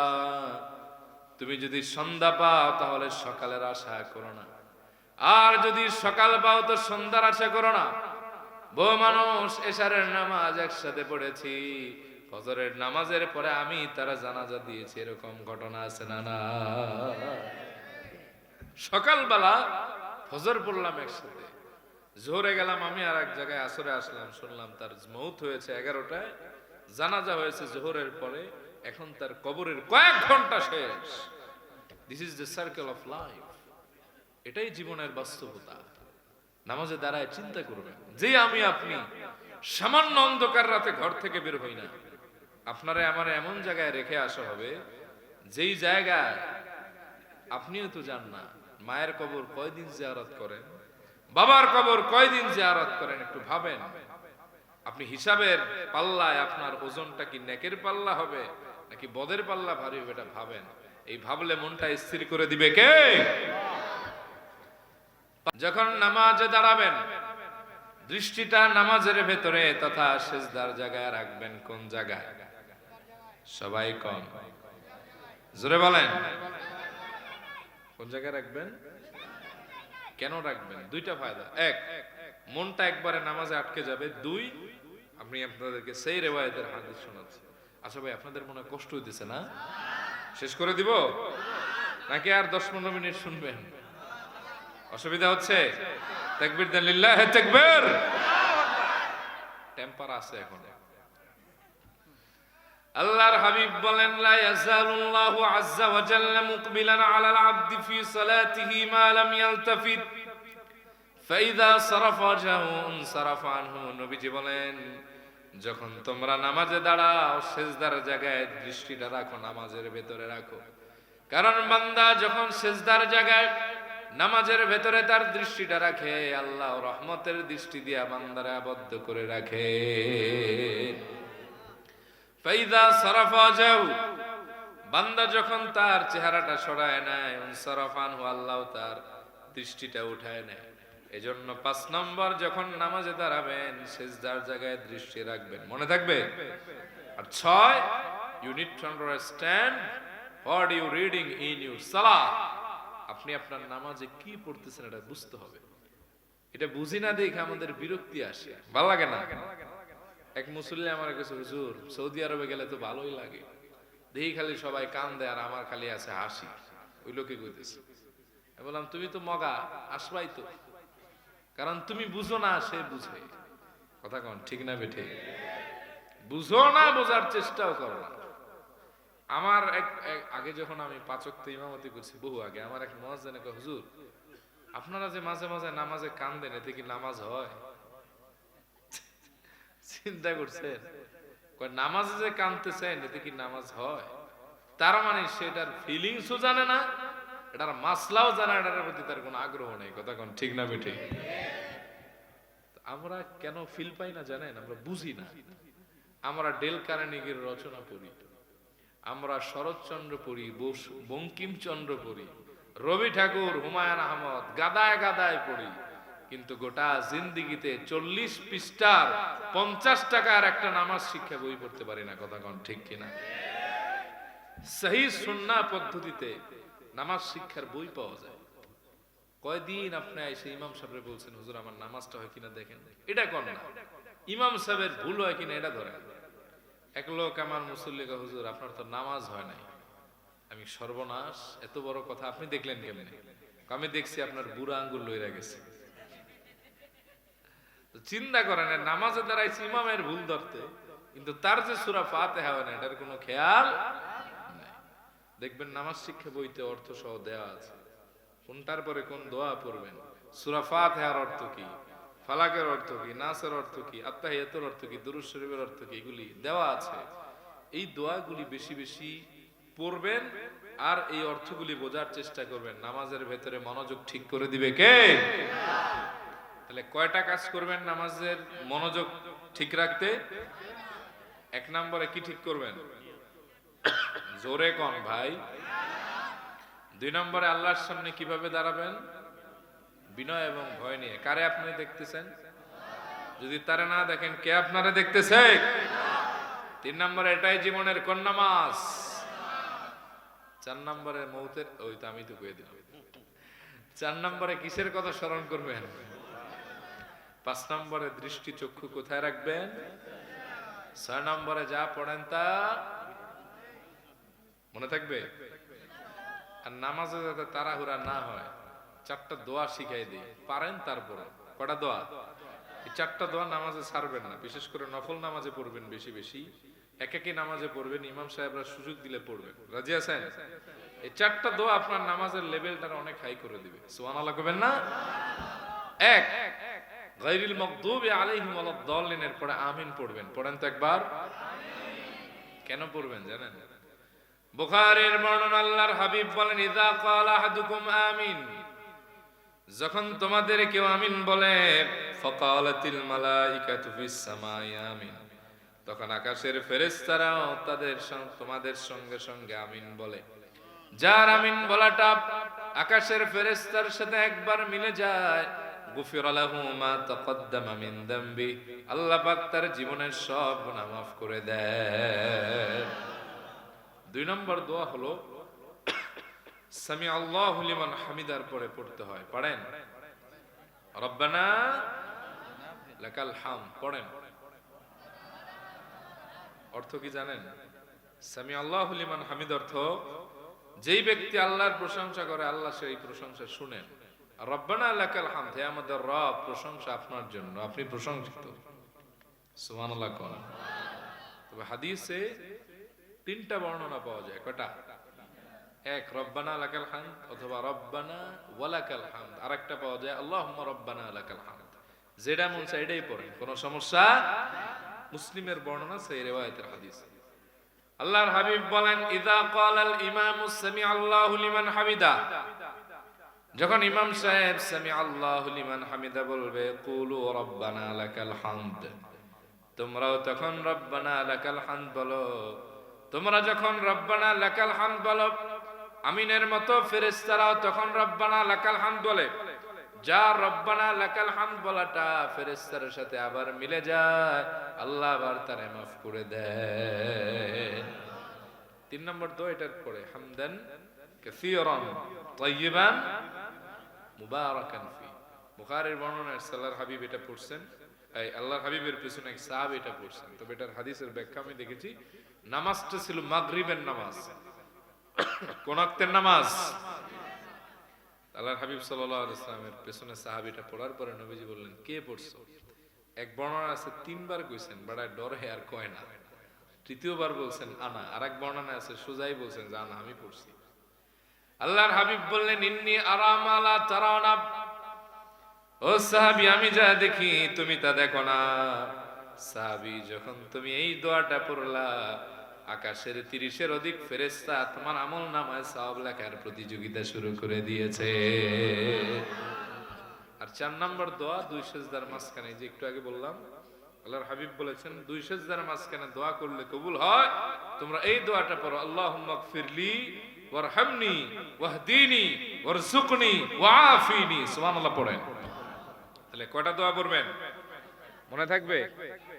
তাহলে নামাজে বিনয় হওয়ার দরকার আছে না নাই? তাহলে যদি আপনি সফল হতে চান, 2 নম্বর কাজ হবে নামাজে বিনয় হওয়া। আল্লাহ আমাদের বিনয় হওয়ার তৌফিক দিক, বলি আমিন। এই যে কয়টা ফর্মুলা বললাম, 1 সপ্তাহ আমল করে আমার ফোন নাম্বার নিয়ে ফোন দিন। যদি পরিবর্তন না হয়, তাহলে আপনি আমার বললেন যে আপনার কথায় কাজ হইল না, এটা পরীক্ষিত। আর একটা পয়েন্ট বাড়াই, অসুবিধা হবে? হ্যাঁ, 5টা তো বলছিলাম, কেবল তো 2টা, আর 3টা শেষ করবো কবে? ও মাওলা, হ্যাঁ শেষ করব? 5টা শেষ করব না ওয়াজ শেষ করব? কোনটা? কে কে শুনতে চান দেখি এখনো? ওরে বাবা,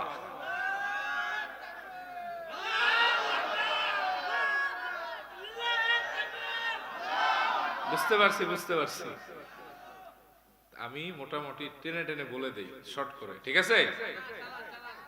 3 নম্বর, আপনি যদি সফল হতে চান, জান্নাতের ওয়ারিস হতে চান, আল্লাহর পক্ষ থেকে ক্ষমা পেতে চান, 3 নম্বরে আপনার যে কাজটা করতে হবে তা হলো মানুষকে ক্ষমা করে দিতে হবে। প্রতিশোধ নেওয়া যাবে না। আপনি যদি মানুষকে ক্ষমা করে দেন, আল্লাহ আপনারে ক্ষমা করে জান্নাতের ব্যবস্থা করে দিবে। কিন্তু আমরা তো মানুষকে ক্ষমা করতে চাই না। আপন ভাইয়ের সাথে দ্বন্দ্ব 5 বছর, কথা কয় না। প্রতিবেশীর সাথে দ্বন্দ্ব, কয়েক বছর সালাম দিলেও জবাব নেয় না, আছে না নাই? আবার দাওয়াত দিলে তার বাড়িতে যায় না, এরকম আছে না নাই? আবার বোন তার সম্পদটা চাইছে, ভাইজান আমার সম্পদটা বুঝায় দেন, বাপ মা মারা গেছে, বোন পিড়ায় আহত, এরপরে আর বোনের খবর নেয় না। এমন কি জমি জমার দ্বন্দ্ব নিয়ে এমন অবস্থা হয়, একজন মারা গেছে আর একজন তার জানাজা যায় না, এরকম আছে না নাই? এজন্য এরা কখনো প্রিয় হয় না আল্লাহর, আর এদের জন্য জান্নাতের গ্যারান্টিও নাই। কিন্তু কোন ব্যক্তি যদি কাউকে ক্ষমা করে দেয়, তার জান্নাতের গ্যারান্টি আছে না নাই? রব্বুল আলামিন বলেন, ওয়াজাযাউ সাইয়্যাতিন সাইয়্যাতুম মিসলুহা ফামান আফা ওয়া আসলাহা ফাআজরুহু আলাল্লাহ। ও বান্দা, মন্দের প্রতিদান মন্দই পাবে, তবে ফামান আফা, যারা মানুষকে ক্ষমা করে দেয়, ওয়া আসলাহা, ঝগড়া মনোমালিন্য দূর করে দেয়, সম্পর্কটারে ঠিক করে, ফাআজরুহু আলাল্লাহ, আল্লাহর কাছে তার প্রতিদান আছে। তা হলো তুমি বান্দারে ক্ষমা করো, আল্লাহ তোমারে ক্ষমা করে জান্নাত দিয়ে দিবে। কিয়ামতের ময়দানে, মাহশারে, in the day of judgement, আল্লাহ তাআলা এক বান্দাকে পর্দার আড়ালে রাখবেন, ডেকে বলবেন, নিরিবিলি ও গোলাম, জান্নাতে যেতে চাও কিনা? গোলাম বলবে, ইয়া রব ইন্নী আরজু রাহমাতাক, ও আল্লাহ আমি আপনার দয়া চাই, আপনার মায়া চাই, আপনি দয়া করলেই তো আমি জাহান্নাম থেকে বেঁচে জান্নাতে যেতে পারি। নবীজি বলেছেন লা ইয়াদখুলুল জান্নাতা আহাদুম মিনকুম আমালুহুল জান্নাহ ওয়া লা ইয়াজিরু ইল্লান নার। তোমাদের কেউ যেন এটা মনে না করে বসে থাকে যে নেকামল করেই জান্নাতে যাবে আর জাহান্নাম থেকে বাঁচবে না। আল্লাহ যারা দয়া করবে তার আমল কম হলেও সে জান্নাতে চলে যেতে পারবে। আল্লাহ আবার বলবেন গোলাম জান্নাতে যেতে চাও নাকি? গোলাম বলবে ইয়া রব ইন্নী আরজু রাহমাতাক, ও আল্লাহ আমি আপনার দয়া চাই, আপনার মায়া চাই, আপনি দয়া করলেই তো আমি জান্নাতে যেতে পারি। আল্লাহ বলবেন গোলাম রে ভয় পেও না, ইকরা কিতাবাকা ইয়া আবদি, পড়ো তোমার আমলনামাটা পড়ো, কি আছে দেখো তো। ফাকরা কিতাবাহু ফাবাকা তাওইলান, সে তার আমলনামাটা মনোযোগ দিয়ে পড়বে, পড়ার পরে সে কান্নায় ভেঙে পড়বে, লম্বা সময় ধরে কাঁদবে। এই কান্নার কারণ হলো সে দেখবে সে জাহান্নামী হয়ে গেছে, সে আর জান্নাতীদের তালিকায় নাই। আল্লাহ তখন আবার বলবেন গোলাম এখনো তুমি জান্নাতে যেতে চাও কিনা? সে বলবে ইয়া রাব আনতা আরহামুর রাহিমিন, আল্লাহ আপনি হলেন দয়ার সাগর, আপনি দয়া করলেই তো আমি জান্নাতে যেতে পারি। আল্লাহ তখন বলবেন লা তাখাফ ওয়া লা তাহজান ইয়া আবদি, ও আমার গোলাম ভয় পেও না, দুশ্চিন্তার কোনো কারণ নাই, তোমার আমলনামা প্রমাণ করে তুমি জাহান্নামী, কিন্তু গোলাম তোমার এমন একটি আমল আমি আল্লাহর কাছে জমা, যা আকাশ এবং জমিনে আমি আল্লাহ ছাড়া দ্বিতীয় কেউ জানে না। ও গোলাম দুনিয়ায় থাকতে তুমি আমার এক গোলামরে মাফ করে দিয়েছিলে আমি আল্লাহর জন্য, প্রতিশোধ নেও নাই, আজকে আমি রব্বুল আলামিন ওই কারণে তোমারেও মাফ করে জান্নাতের ফয়সালা করে দিলাম।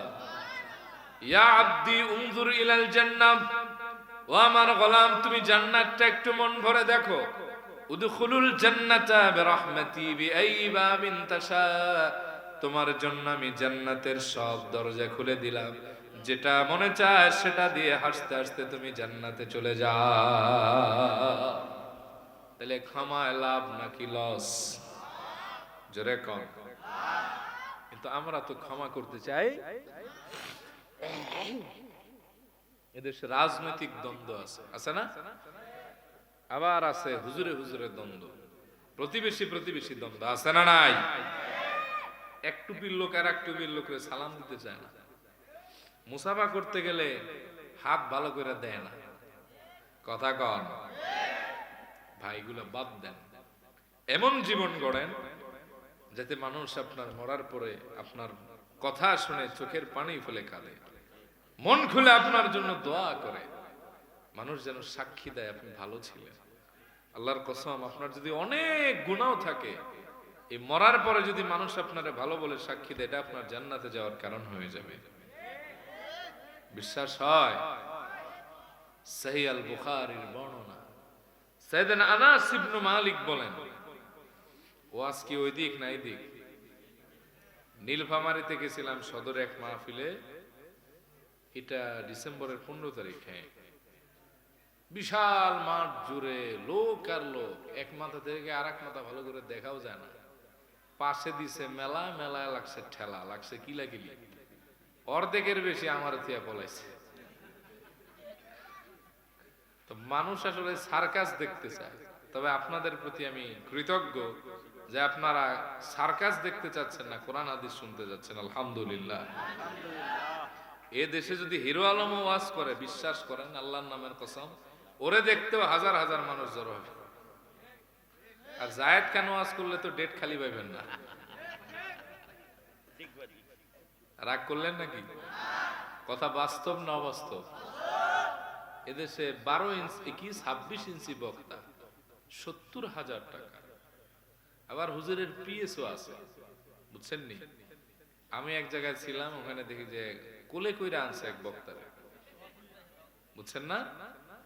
মানে প্রাসঙ্গিক কথাই ঢুকাই দিলাম, কোলে কইরা আনছে। আমি শুনলাম কয় টাকা দিয়ে আনছে?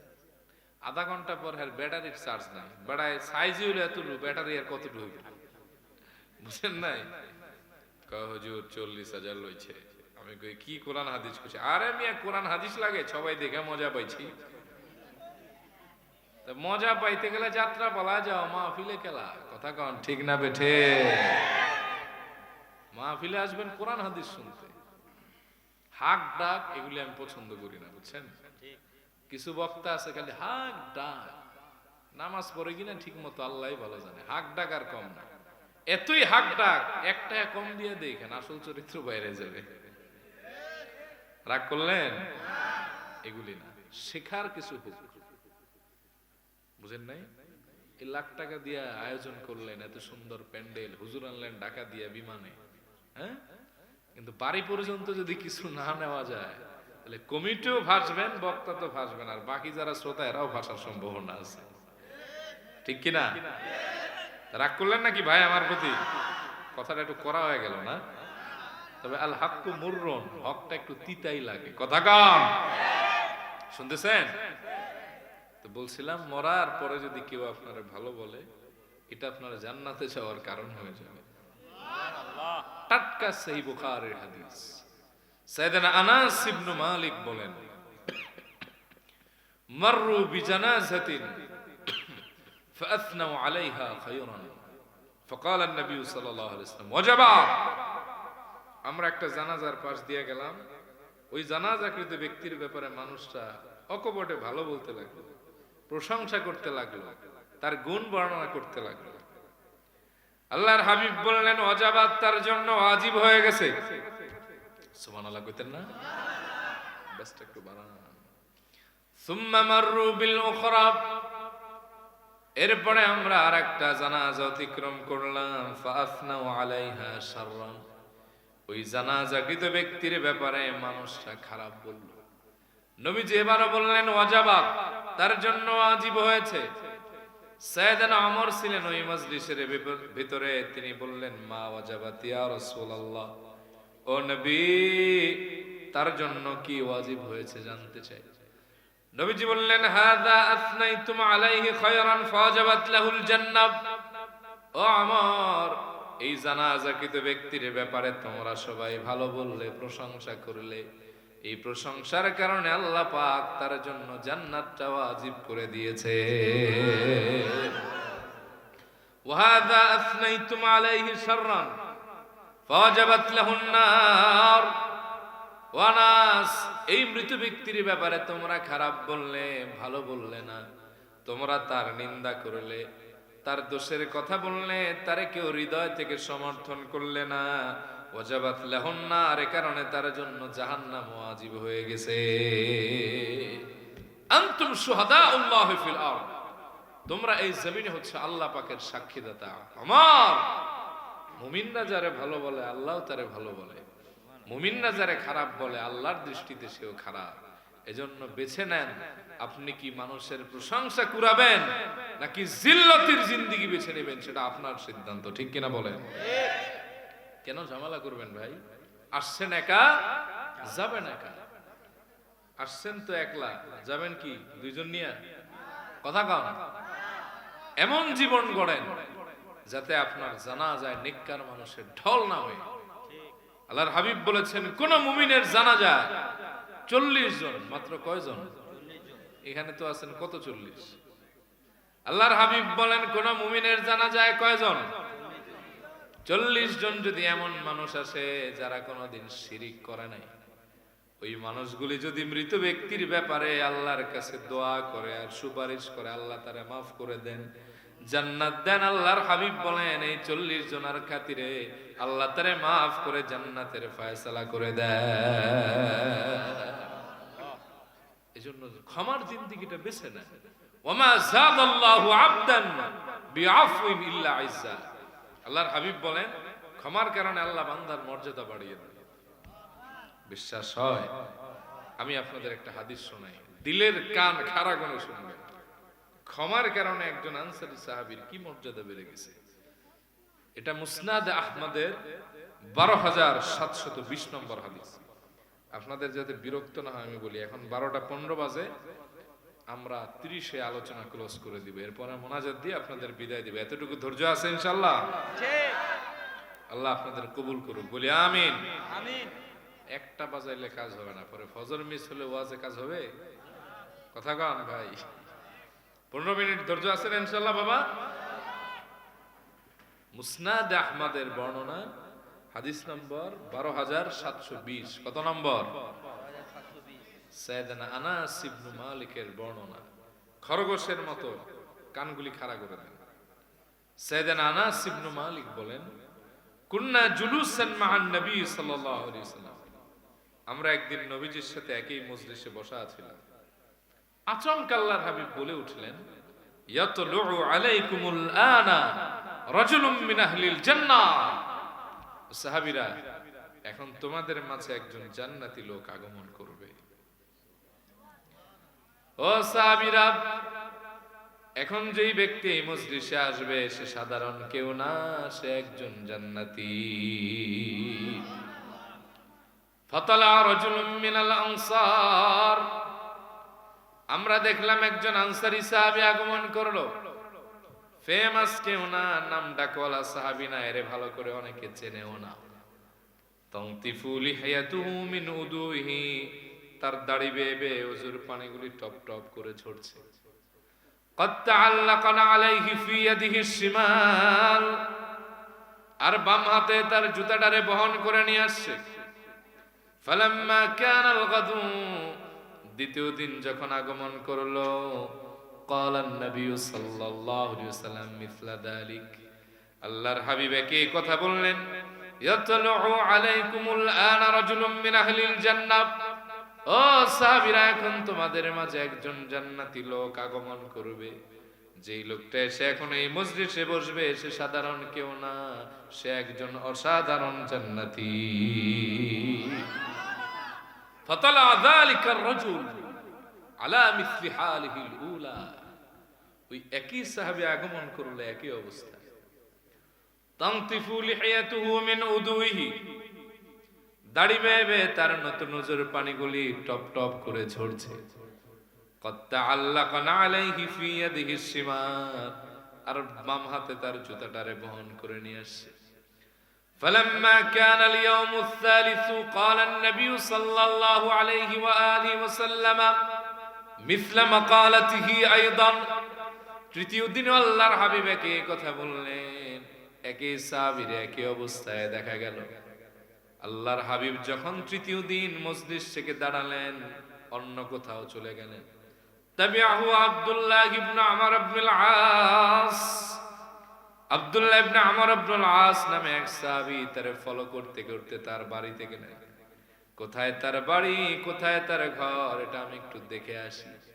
একবার না, দুইবার না, তিনবার জান্নাতি সনদ পেয়েছেন। সাহাবীর দাম কম না বেশি? প্রথম দিন ঘর বাড়ি সব চিনে আসছেন। আমর ইবনুল আস কয়েকদিন পরে গিয়ে ওই সাহাবীর বাড়িতে হাজির, গিয়ে বললেন, ভাই আমি তোমার একটু সাহায্য চাই, আমি তোমার বাড়িতে 3 দিন থাকার জন্য একটু আশ্রয় চাই। আমি একটি বিপদে পড়ে গেছি। ইন্নী লাহাইতু আবি, আমি আমার বাবার সাথে ঝগড়া লাগিয়েছি। ঝগড়ায় কোনো দোষ ছিল না। ফাকাসামতু আল্লাহ আদখুলা আলাইহি সালাসান, আমি আমার বাবার সাথে কসম করে বলে ফেলেছি, বাবা 3 দিন আর তোমার বাড়িতে আমি ঢুকবো না। এই কসমটা করে বিপদে পড়ে গেছেন। কই যাই কত ভাই, আমারে 3 দিন আমাকে থাকতে দাও না তোমার বাড়ি। আনসারী সাহাবী বললেন, আহলান ওয়া সাহলান মারহাবান বিক। ও আমর ইবনুল আস, তুমি আমার বাড়িতে থাকতে পারো, সমস্যা নাই। You can stay with me and my family, no problem. 3 দিনে তো থাকবা, সুবহানাল্লাহ কইবেন না? আমর ইবনুল আস চান্স পেয়ে তার বাড়ি ঢুকে গেছে। গোয়েন্দার মতো তার পিছনে পিছনে ঘুরতেছে। কই যায়, কি করে দেখা স্যার, কি তার আমল? বলে, প্রথম দিন গোয়েন্দার মতো তার পেছনে ঘুরলাম, কোনো কিছুই পেলাম না। ভাবলাম রাতের বেলা আমল করবে। সাহাবী রাতের বেলা বিছানায় গিয়ে সারের পরে বিড়ি করে কি যেন বলে ঘুমিয়ে যায়। ভাবলাম যাক ঘুমায়, কালকে তো বাকি আছে। দ্বিতীয় দিন ঘুরলাম, তাও পেলাম না। দ্বিতীয় রাতে দেখি সাহাবী আবার আগের মতো কি যেন বলে বলে ঘুমিয়ে যায়, আমিও ঘুমিয়ে যাই। কিন্তু আমি কিউরিয়াস হয়ে যাচ্ছিলাম, সাহাবী কেন আমলটা করে না? আমি যা করি তাই তো সে করে, অতিরিক্ত কিছু নাই। তৃতীয় দিনও ঘুরলাম, পেলাম না। এবার তৃতীয় রাতে ওই সাহাবী ঘুমালো, আমি আমর ইবনুল আস আর সারা রাত ঘুমাই না। যে আজকে যদি আমি ঘুমায় কাটাই আর সাহাবী যদি উঠে ওই আমলটা করে, তাহলে আমার মিশন সাকসেস হবে না। দেখলাম সাহাবী লম্বা ঘুম, ফজরের সময় জাগছে। দুইজনে ফজরের নামাজ পড়ে বিদায় নিব। এবার আমি তার হাত ধরলাম, বললাম ভাই রে, আমি তোমার সাথে একটু কৌশল অবলম্বন করেছি। আমার বাপের সাথে এমন কোন ঝগড়া হয় নাই যে তোমার বাড়িতেই থাকতে হবে। তোমার কি মনে পড়ে আল্লাহর হাবিব তোমার এক মজলিসে 3 দিন 3 বার বলেছিলেন, ইয়াতলুহু আলাইকুমুল আনা রাজুলুম মিন আহলিল জান্নাহ, ও সাহাবীরা এখন তোমাদের মাঝে একজন জান্নাতি লোক আসবে। ফাতালাতা আনতা সালাসা মিরারিন, একবার না, 2 বার না, 3 বার তুমি ওই মজলিসে এসেছিলে।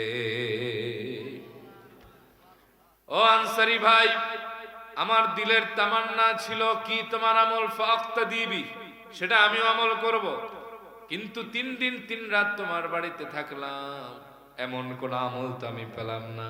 তাহলে আমারে বলো, আল্লাহর হাবিব কেন তোমারে 3 বার জান্নাতি বলে ঘোষণা করেছে? আনসারী সাহাবী বললেন, আমর ইবনুল আস, আমার এমন কোন আমল আছে কিনা আমি জানি না, তবে প্রত্যেক দিন যখন ঘুমোতে যাই, বিছানায় গিয়ে আল্লাহরে ডাক দিয়ে বলি, আল্লাহ, আপনার যেই বান্দা আমারে কষ্ট দিয়েছে, আমার হক মেরে খেয়েছে, আমারে ব্যথা দিয়েছে, ঠকিয়েছে, আমি হৃদয় মাঝে তার জন্য কোনো কিছুই পুষে রাখলাম না। আপনার জন্য আমি তারে মাফ করে দিলাম, আপনি আমারেও মাফ করে দেন। আমর ইবনুল আস বলেন, ভাই রে, এতক্ষণে তো সে আমল পেয়ে গেলাম যে আমলের কারণে 1 বার না, 2 বার না, 3 বার আল্লাহর হাবিব তার নূরময় জবান মোবারকে তোমারে জান্নাতি বলে ঘোষণা করেছে। আরেক বর্ণনায় আছে, আমি মানুষকে ক্ষমা করি আর মানুষের প্রতি হিংসা রাখি না, কারো ভালো দেখলে আমার জ্বলন হয় না। এই 2 কারণে আল্লাহর হাবিব আমারে জান্নাতি বলে ঘোষণা করে দিয়েছে। সুবহানাল্লাহ কইবেন না? কে আছেন বাপের বেটার মতো বলতে পারবেন যে এতক্ষণ যা শুনছি আমি হৃদয় থেকে বলি, যত মানুষ আমারে কষ্ট দিয়েছে আমি আল্লাহর জন্য মাফ করে দিলাম, এমন কেউ আছেন? অনেকে হাত জাগায় না, হুজুর এখন টাকাটা পাই, টাকা কালেকশন করে এর বাদে মাফ করার সিদ্ধান্ত নিব, হাত নামা। যারা হাত জাগিয়েছেন আল্লাহ যেন তাদেরকে মাফ করে দেয়, কোন আমিন। আর বাকি আছে আমার 8 মিনিট, 8 মিনিটে 2টা ছোট্ট করে বলে দিই। 4 নম্বরে, যদি আপনি আল্লাহর প্রিয় হতে চান, বেশি বেশি ইস্তিগফার করতে হবে, ক্ষমা চাওয়ার অভ্যাস করতে হবে। আল্লাহর কাছে যত বেশি চাইবেন, ক্ষমা করে দিবে কে? আল্লাহর হাবিব বলেছেন, তুবা লিমান ওয়াজাদা ফি সাহিফাতি ইস্তিগফারান কাসীরা, সৌভাগ্যবান হবে তারা যাদের আমলনামায় বেশি বেশি ইস্তিগফারের আমল পাওয়া যাবে। আল্লাহর হাবিব বলেন, আল্লাহি ইন্নী লা আস্তাগফিরুল্লাহ ওয়া আতুবু ইলাইহি ফিল ইয়াউমি আকসারা মিন 70 মাররা, আল্লাহর নামের কসম, আমি রাসূল প্রত্যেক দিন 70 বারের বেশি আল্লাহর কাছে ক্ষমা চাই এবং তওবা করি। সুবহানাল্লাহ। নবীজি যদি 70 বার চান, তাহলে আপনার আমার কয়বার চাওয়া উচিত? অগণিত। এটার কোনো লিমিটেশন নাই, আনলিমিটেড। আল্লাহর হাবিবের প্রিয় সাহাবী ইবনে মাসউদ বলেন রাদিয়াল্লাহু আনহুমা, কুন্না নাউদ্দু লিরাসূলিল্লাহি সাল্লাল্লাহু আলাইহি ওয়াসাল্লাম ফিল মাজলিসি ইয়াকুলু রাব্বিগফিরলি ওয়া তুব আলাইয়া ইন্নাকা আনতাত তাওয়াবুর রহিম। আমরা আল্লাহর হাবিবের এক মজলিসে 100 বারের বেশি শুনলাম তিনি বললেন, রাব্বিগফিরলি, আল্লাহ আপনি আমারে ক্ষমা করেন, ওয়া তুব আলাইয়া, আমার তওবা কবুল করেন, ইন্নাকা আনতাত তাওয়াবুর রহিম, নিশ্চয় আপনি তওবা কবুলকারী, ক্ষমাকারী। সুবহানাল্লাহ কোন? তাহলে আপনার আমার তওবা করার দরকার আছে না নাই? ইস্তিগফার করার দরকার আছে না নাই? ইস্তিগফার এটা গুরুত্বপূর্ণ আমল। আল্লাহর হাবিব বলেছেন, মান লাজিমাল ইস্তিগফার জাআলাল্লাহু লাহু মিন কুল্লি যিকিন মাখরাজা, যে ব্যক্তি বেশি বেশি ইস্তিগফার করবে সব বিপদ থেকে আল্লাহ তারে মুক্ত করে দিবেন। ওয়া মিন কুল্লি হাম্মিন ফারাজা, যাবতীয় টেনশন, ডিপ্রেশন, দুশ্চিন্তা, পেরেশানি থেকে তারে চিরমুক্ত করে দিবেন, স্বস্তির জীবন তার হবে। টেনশন একবার যার ভেতরে ঢুকে তার জ্বালায় পোড়ায় জিন্দেগি সারগার করে দেয়, ঠিক না? টেনশনের কারণে বউ পিডায় তালাক দেয়, আছে না নাই? এই টেনশনের কারণে এখন আবার বড়ি খাওয়া লাগে বহু মানুষ, ট্যাবলেট। এই টেনশন যার ভেতরে ঢুকে খাইলে ভালো লাগে না, ঘুমাইলে দেখে দুঃস্বপ্ন, আছে না? এই টেনশনের কারণে মানুষ আত্মহত্যার পথ বেছে নেয়। আপনি ইস্তেগফার করেন, টেনশন কমায় দেওয়ার গ্যারান্টি কে দিয়েছেন? আল্লাহ। 3 নাম্বার, রাযাকাহু মিন হাইসু লা ইয়াহতাসিব। যে ব্যক্তি বেশি বেশি ইস্তেগফার করবে, আল্লাহ পাক এমন জায়গা থেকে রিজিকের ব্যবস্থা করবেন যা বান্দা কল্পনাও করে না। চাকরি হয় না, ইস্তেগফারের আমল করেন। বিদেশ গিয়া ধরা খাইছেন, ইস্তেগফার করেন। দোকানে ব্যবসা নাই, ইস্তেগফার করেন, বরকত দিবে কে? আল্লাহ। 4, যে ব্যক্তি বেশি বেশি ইস্তেগফার করবে ওই ব্যক্তিকে আল্লাহ সুবহানাহু ওয়া তাআলা দুনিয়া এবং আখিরাতের আযাব ও গজব থেকে বাঁচাবেন। আল্লাহ বলেন, ওমা কানাল্লাহু মুআযযিবাহুম ওয়া হুম ইস্তাগফিরুন। আল্লাহ এমন নন যখন তোমরা ইস্তেগফার করছো তখনও তোমাদেরকে আযাব দিবেন। এই আয়াতের ব্যাখ্যায় আমিরুল মুমিনিন ফিল হাদিস ইবনে হাজার আসকালানী বলেন রাহিমাহুল্লাহ, যেখানে আল্লাহ দুইটা জিনিস ইঙ্গিত করেছেন। কয়টা? দুইটা। একটা ফিদ দুনিয়া, একটা ফিল আখিরা। দুনিয়া কি? আপনার ঘরে ডাকাত পড়বে না, বড় কোনো রোগ আল্লাহ আপনাকে দিবেন না, আপনার সন্তান এবং সম্পদকে আল্লাহ তাআলা হেফাজত করবেন, আপনার জান মালের গ্যারান্টি দিবেন আল্লাহ তাআলা নিজেই, ঘরে আগুন লাগবে না, আপনি আগুন দগ্ধ হবেন না। আর আখিরাতে কি? মৌতটা হবে আসানের সাথে, কবরটা হবে নূরময়, বিনা হিসাব না, হিসাবটাকে সহজ করে আল্লাহ জান্নাতে যাওয়ার ব্যবস্থা করে দিবেন। আর 5 নম্বর, যে ব্যক্তি বেশি বেশি ইস্তেগফার করবে শত্রুপক্ষের হাত থেকে আল্লাহ পাক তারে শক্তিশালী বানায় মুক্ত করে দিবেন। সুবহানাল্লাহ। আল্লাহ বলেছেন, ওয়ায়াজিদকুম কুওয়াতান ইলা কুওয়াতিকুম। বান্দা আমার কাছে চাও, ক্ষমা চাও, ক্ষমা চাও, আমি আল্লাহ শত্রুর চাইতে তোমার শক্তিশালী বানায়া তাদেরকে পদদলিত করে তোমার আমি আল্লাহ উন্নত বানায় দিব। অনেকে আছেন না শত্রুর দ্বারা প্রভাবিত। আর 6 নম্বর, যে ব্যক্তি বেশি বেশি ইস্তেগফার করবে আল্লাহ তারে মুস্তাজাবুদ দাওয়াহ বানাবেন। অর্থাৎ যেটা করবেন দোয়া করতে দেরি, কবুল হতে দেরি নাই। বিশ্বাস হয় নাকি? 3 মিনিটে একটা ঘটনা বইলেই ফেলায়, অনেকে জানেন হয়তো, অনেকে জানেন না। বিশ্ববিখ্যাত একজন মুসলিম মানুষই আছে যার নাম ইমাম আব্দুর রহমান ইবনুল জাওজি। তবে ওনার ইবনুল জাওজি নামে সবাই চিনে। ওনার একটা মকবুল কিতাব আছে, এটা সাইয়েদনা ইমাম আহমদ ইবনে হাম্বলের মানাকিব, মর্যাদার উপরে লিখেছেন, মানাকিব লি ইমাম আহমদ ইবনে হাম্বল রাহিমাহুল্লাহ।